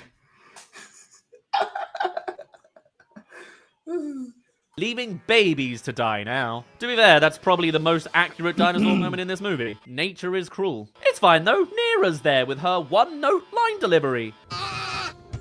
It's okay, little ones. All the while, Aladar's still getting to grips with shouting no. No!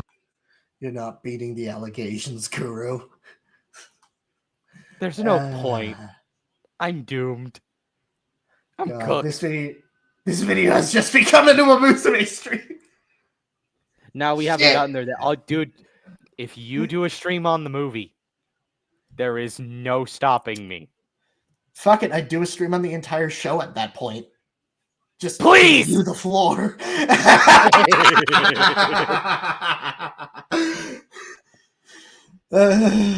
Because they just talk about all of the seasons. 100 gold ships versus 1 Arctodus. Bro, 100 Arctodus versus 1 gold ship. Considering the fact that the amount of shit Gold Ship does in both the game and anime, she probably has that. She scales to Pennywise according to the Versus Battle Wiki. Oh my god. She also becomes a multiversal level controlling weather goddess in, like, I think Grand Blue Fantasy, and also takes over an entire VR world as a demon lord. So TLDR, this is overkill. This is overkill. Here's what's gonna happen. Goldship is gonna ride the Arctodus, and then they're gonna be confused as to where she even got it from. And it's just gonna be another reason as to why Trayson is actually considered like an endangered species ground. Because now you just straight up have an animal that was considered extinct alongside El Condor Pasa's hawk. Jesus. Anyways, so do we have anything to say about his like statements recently? He's just being reductive. Yeah, no, it's like it's this taking a lot of this is Aladar's low point because he's kind of become the leader of this section, and someone just died on his watch.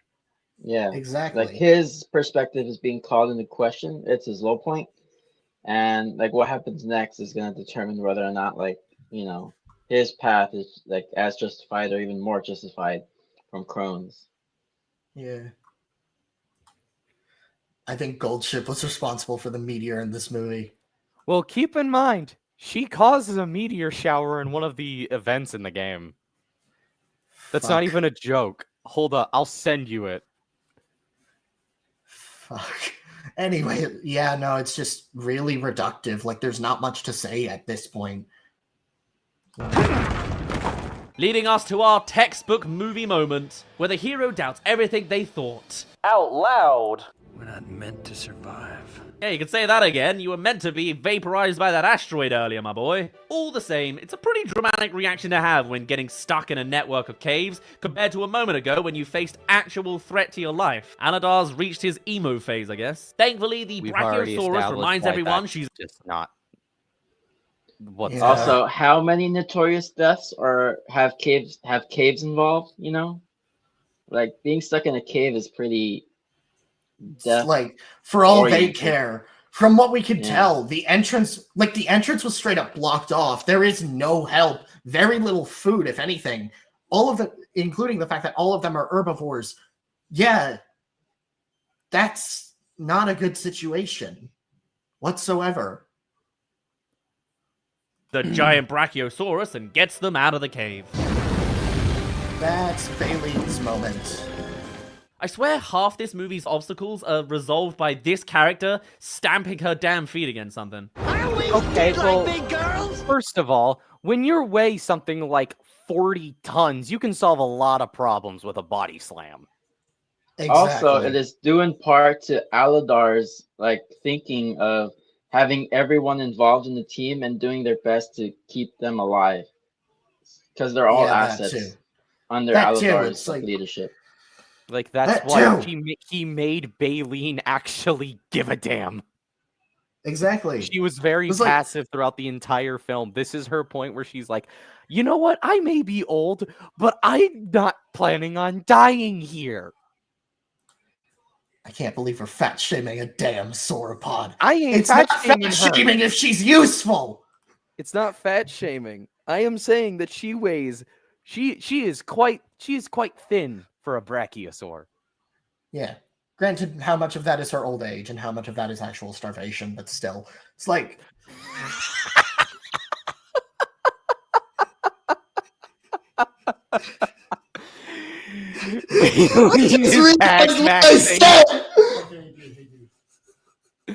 Baylene is hag-maxing. I just want to call attention to the fact that he keeps saying that the characters have plot armor as if there aren't multiple instances where the characters almost die for any given reason.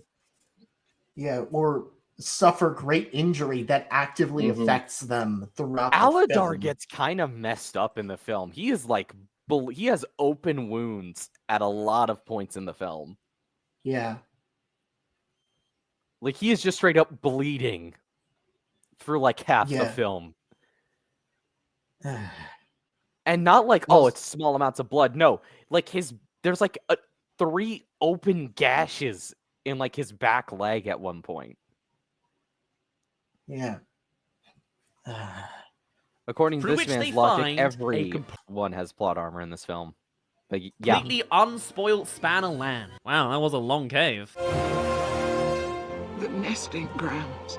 I half half remember this feeling like they just found a portal to another world. It's certainly convenient, isn't it? It's Ice Age 3. Our new home. And it comes with a pool!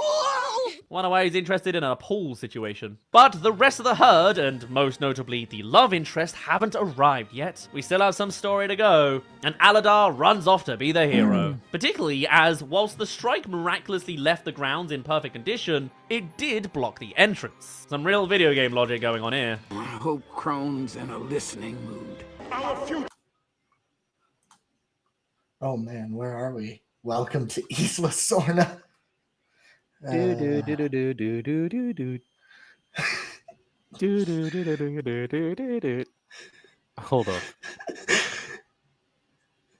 Oh no. Like, yeah.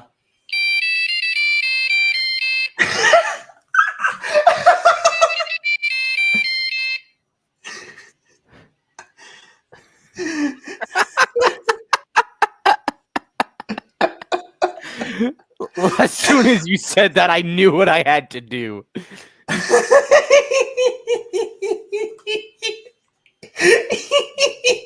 I'm so happy this mic is so good. Yay. The last thing Aladar hears before getting choked. And here comes Spinosaurus with the steel spear! What even is this stream anymore? Chaos. I don't know. Because half of this is just like an infuriating stream where he's not even like saying. Listen, this is no. This is what happens when you put a bunch of autistic people in the same room and the conversation becomes dinosaurs. Yeah. Dinosaurs are like the second mascot. Go back and watch that bit. Resume. I'm gonna go back. It just found a portal to another world. It's certainly convenient, isn't Actually, it? It's should Ice we Age address 3. like the nesting grounds staying the way that they are? Because not really. Because the way we see it, it's like, isn't it like in a big ass like caldera or like a crater of some kind? I think so, yeah. Because like it's walled off. It's a sanctuary. It's a very natural environment, and even then, like environmentally, there are examples of this in real life, so it's not too crazy to believe. Yeah. And it comes with a pool! Wonder why he's interested in a pool situation. But the rest of the herd, and most notably the love interest, haven't arrived yet. We still have some story to go, and Aladar runs off to be the hero. Particularly as, whilst the strike miraculously left the grounds in perfect condition, it did block the entrance. Some real video game logic going on here. I hope Crone's in a listening mood. Our future is over these rocks. He in fact was not in a listening mood. Get the herd out of here! A carnotaur's coming! Cue dino fight scene. It's just the end of Lion King, isn't it? Again, one of the stronger parts of the movie, which coincidentally features no dialogue. Funny that. Who knew? With Nira's intervention being a genuine surprise. Fully cementing Aladar as the true Dino Moses of our story. A very bare-bones journey to put him on that pedestal though, let's face it. Beyond he's a good guy, I couldn't really say I know who Aladar is as a character. But hey, Mosasaurus. But as that was you're boiling down put in. Yeah, you're boiling down everything we saw Aladar go through and his philosophy into just being a good guy. Yeah. Like philosophy. Yeah. Yes, he's a good person, but he's also empathetic. Clearly is nurturing considering his upbringing.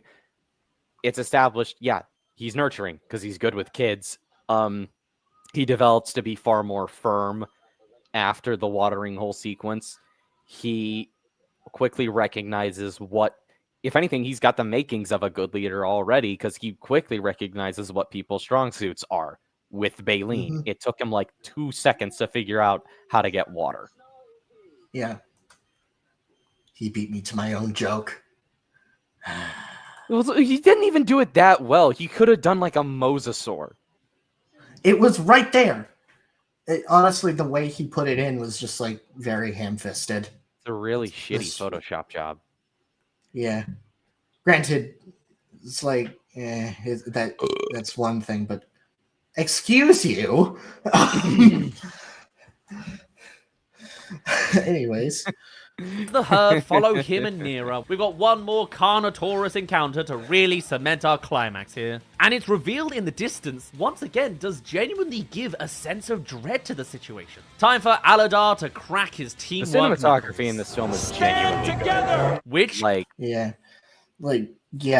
it's the stuff with the Carnotaurus, like seeing it off in the distance, slowly coming around. And as you hear its cries well before, there's like a good 5 seconds after hearing its roar before it shows up. Yeah, the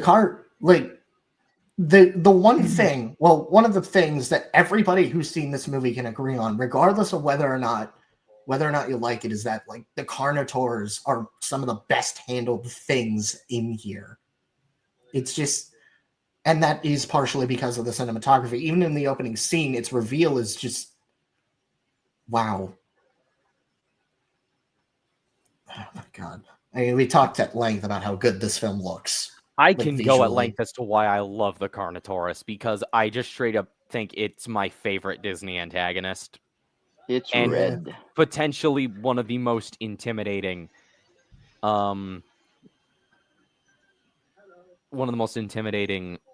just Disney villains, because it's grounded in reality, which I think ironically makes it more tangible as a threat.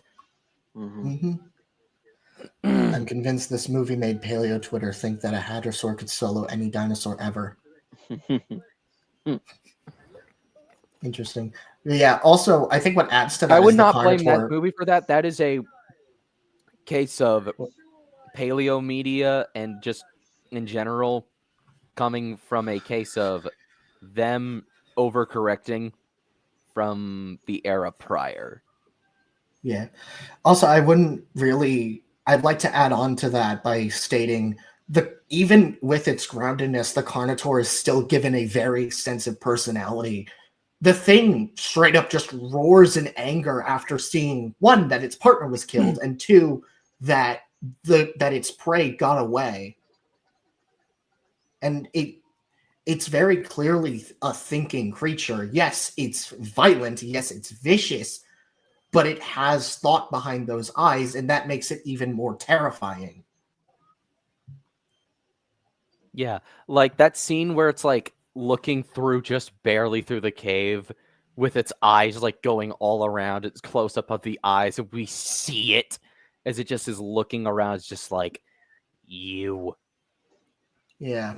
And then later during the roar, like after the roar off ends, I think he's going to comment on it, but we'll get to that. Actually works. Our carny friend doesn't even take a nibble of one of them, which seems weird. Like, come on, buddy. You're just letting lunch walk past you. Like, we literally just talked about this. This is an entire herd of dinosaurs of various different shapes and sizes and appendages. How the fuck are you going to get through that?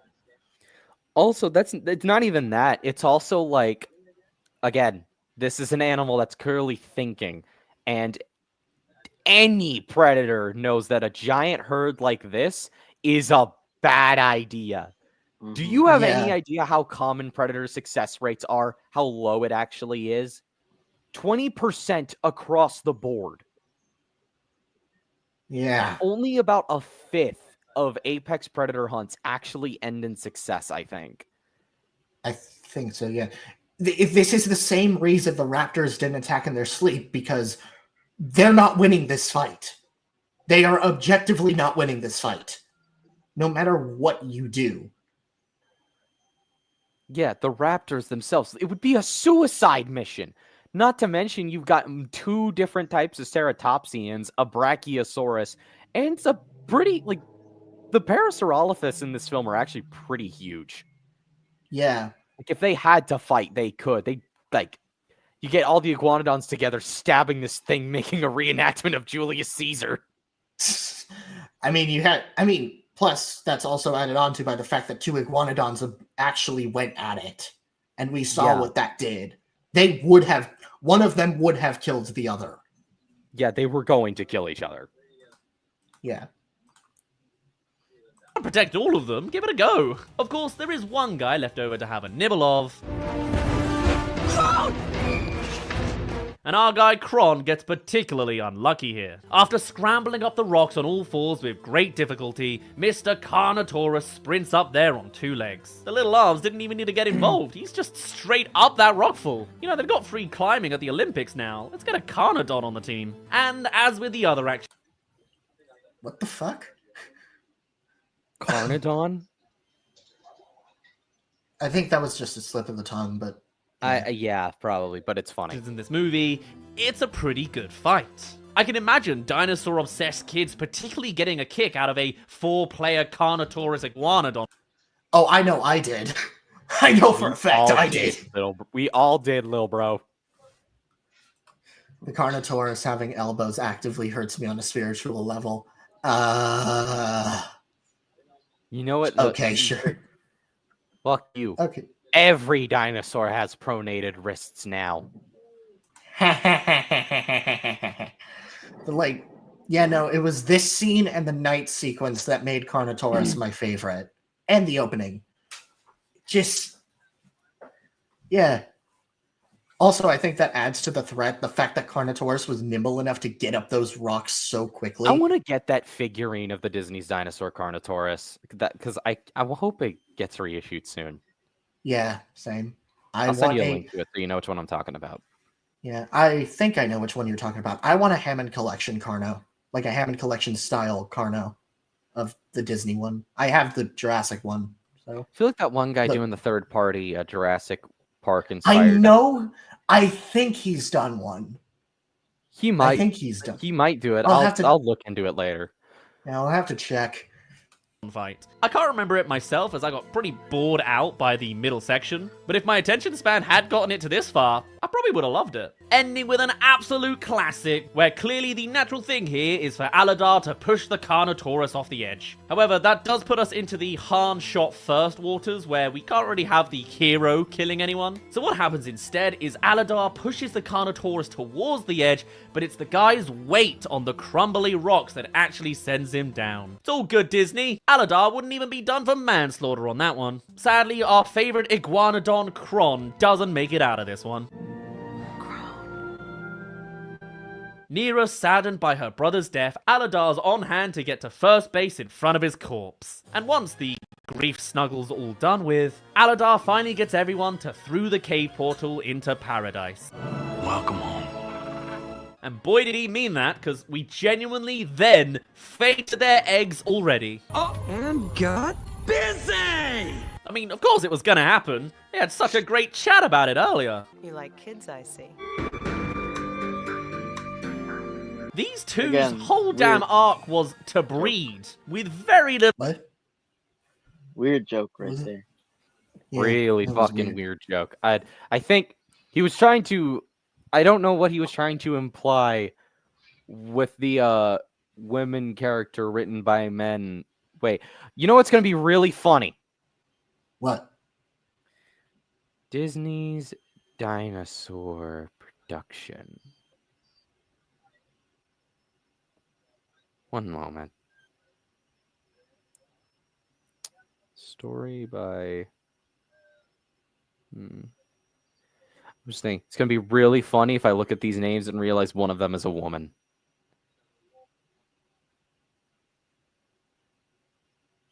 But I don't think so. I was going to make a joke about, says women written by male writers was written by a woman. Insert that one LBT clip of the Gallimimus saying eggs.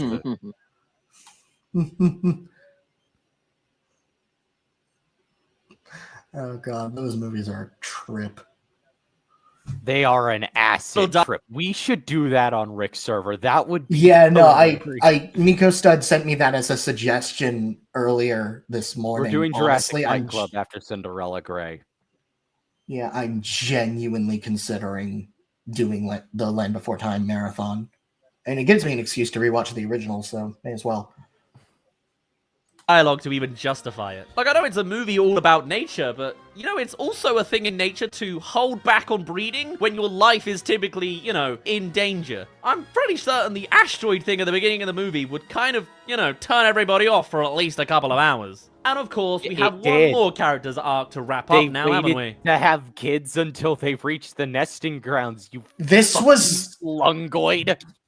This was the entire point. Oh. This is the South America to China bullshit. God damn it. You. This is where they finally reached their goal. The film, they succeeded. They conquered the beast literally and figuratively. Now they are at home. Ah! Hey. Because Vermin has found himself a whole collection of lemur ladies for him to treat himself to. Any of you ladies up for a game of monkey in the middle? We just couldn't leave the movie without one more unhinged line like that. We were just coming out of the 90s, I guess. And they all immediately grab him, so I guess the creep just got his way. What are his great defining features again? And with one final, admittedly spectacular shot, that's the note we leave our favorite characters in paradise with, which I'm sure they enjoyed for a couple more years before the actual asteroid hit the planet and wiped them all out.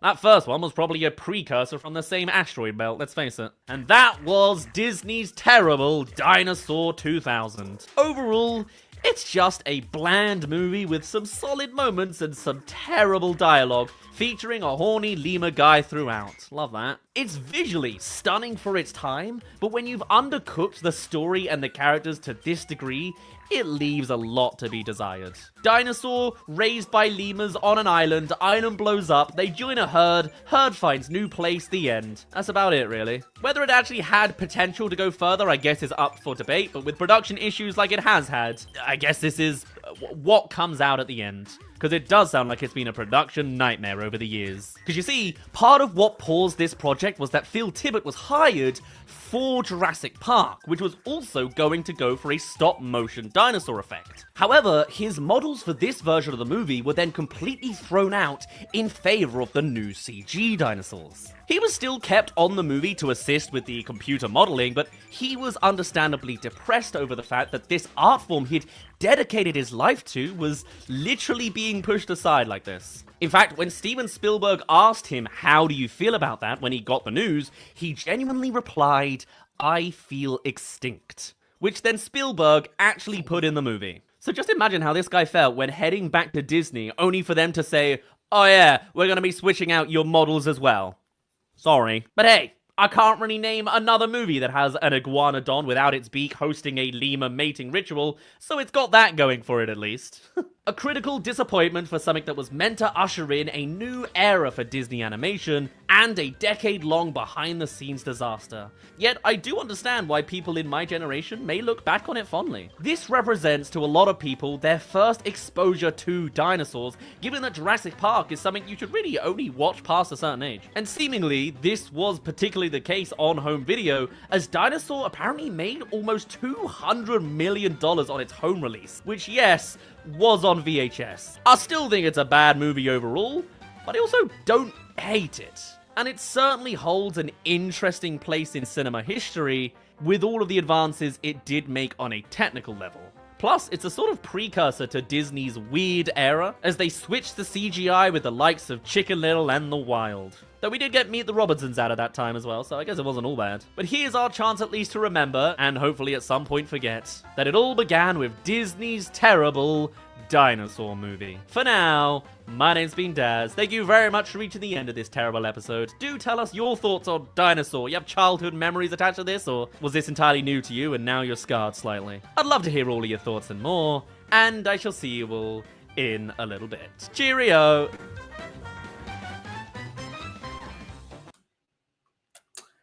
And thus concludes the video.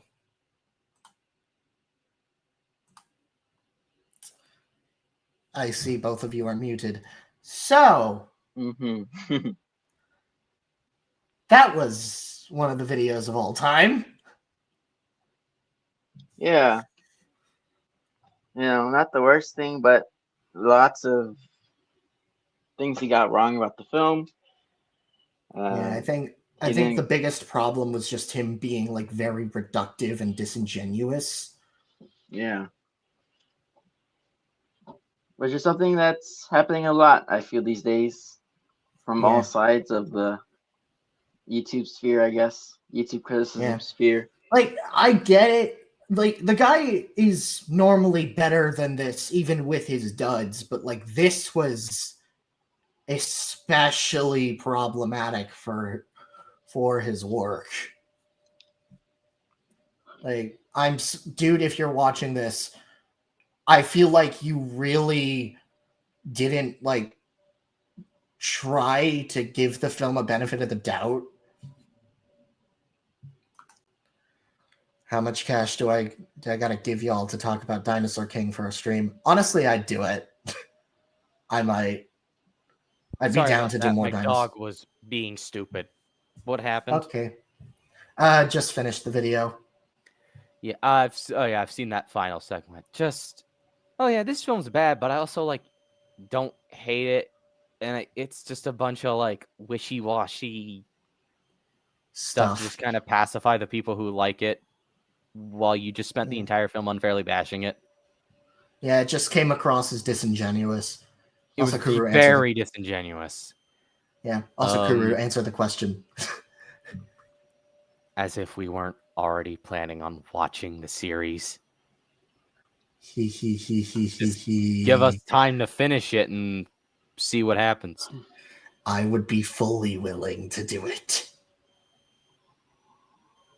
Yeah. Like, genuinely, I'd be down. Genuinely, I'd be down. I'd love to see Dinosaur King. Yeah, no, that was one of the videos of all time. I think, like, yeah, he did have moments where he was right and did give credit where credit is due, but bad jokes, not the greatest criticisms, and just generally coming across as disingenuous, or just straight up being disingenuous. Yeah, very it's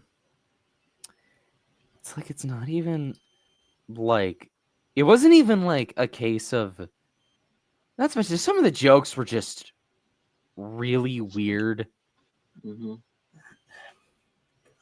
Like, okay, the Big Bang joke at the start, like was during funny. the meteor, that was good. That was actually a good joke. Yeah, that was actually a well thought out joke, but the rest was just pain. Yeah. But yeah, I think that should probably be a nice summation, a nice closing. Thank you, Mental Gen, for joining this stream.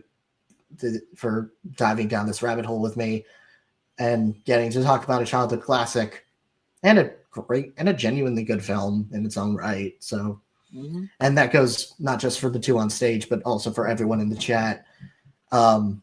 Especially you, T-Rex. Thank you very much for tuning in. It was really cool to talk to you, to see you again. And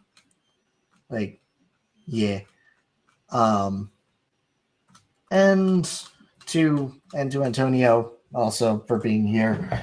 Do you two have anything to shill before leaving? not really, no. Go watch this movie. It's more worth your time than watching that video. It's really short, shouldn't take you too long. I meant to join more, but you always do your streams at like the worst times possible for me. I'm sorry. I'll see if I can work with that. You can also consider joining me in the pipeline of degeneracy that is become Uma Musume. I'm dragging everyone down with me, whether you want to or not. Consent is not a factor. Go watch Prehistoric Planet if you haven't already. I should take notes from myself. But yeah. As for me, are you still got more? That's it from me. Well, for me, find me on YouTube, Kajunaut. I will probably be doing another Q&A stream on since I am working the Godzilla pop-up shop here in Little Tokyo, LA. So I'll probably do like a stream about it, covering it, things like that. Gonna be quite busy. I think there's like one or other two things I might want to talk about. Like speaking of dinosaurs, I might do a stream responding and covering that Star Wars Girls video on the Camp Cretaceous show and Chaos Theory as well. I just think that's like one of the stupidest videos I ever saw. Because like her main point was Jurassic Park is too scary for kids. Why would they ever do this? Which is so stupid. So I might do a stream covering that. Yeah. Also, I'm not getting into your damn horses until I get Minecraft to finally start talking about Monster Hunter. I will play the games at some point. Kuru has been pushing me just as hard as you were. Okay? I love Monster Hunter. Vic. The game's right, Vic. Right?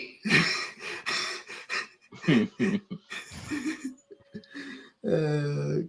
Also, my recommendation for a movie would be, I believe it's called March of the Dinosaurs, which is a very similar film to things like Walking with Dinosaurs, Disney's Dinosaur. Vic.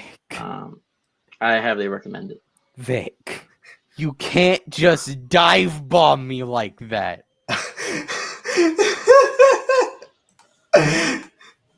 Vic is officially dead to me, and I've known him for an hour and a half. Welcome to what talking to this man is like. Oh, God. You can't do that to us. Yeah. Anyway, yeah, thank you guys for joining. Obviously, you can find more videos on this channel. I have a Gamera 60th anniversary project that I am almost done with, and I'm going to have scheduled to release on the week of Thanksgiving, day of Gamera's anniversary. But yeah, and also check Zim's channel in the near future. He's going to be doing a pitch stream where we'll be talking about our own Gamera stories in celebration of the character's anniversary. I know Kuru and I will be there. I don't know if Vic will be there, if you have anything to talk about. For the Gamera stream? Or? Yeah, for the Gamera pitch stream. I might be able to join. Okay. But yeah, and you can also find me on Instagram and Kara and Blue Sky. I have things posted there. And yeah, go watch Disney's Dinosaur. Go watch Primitive War. And yeah, take care. Peace.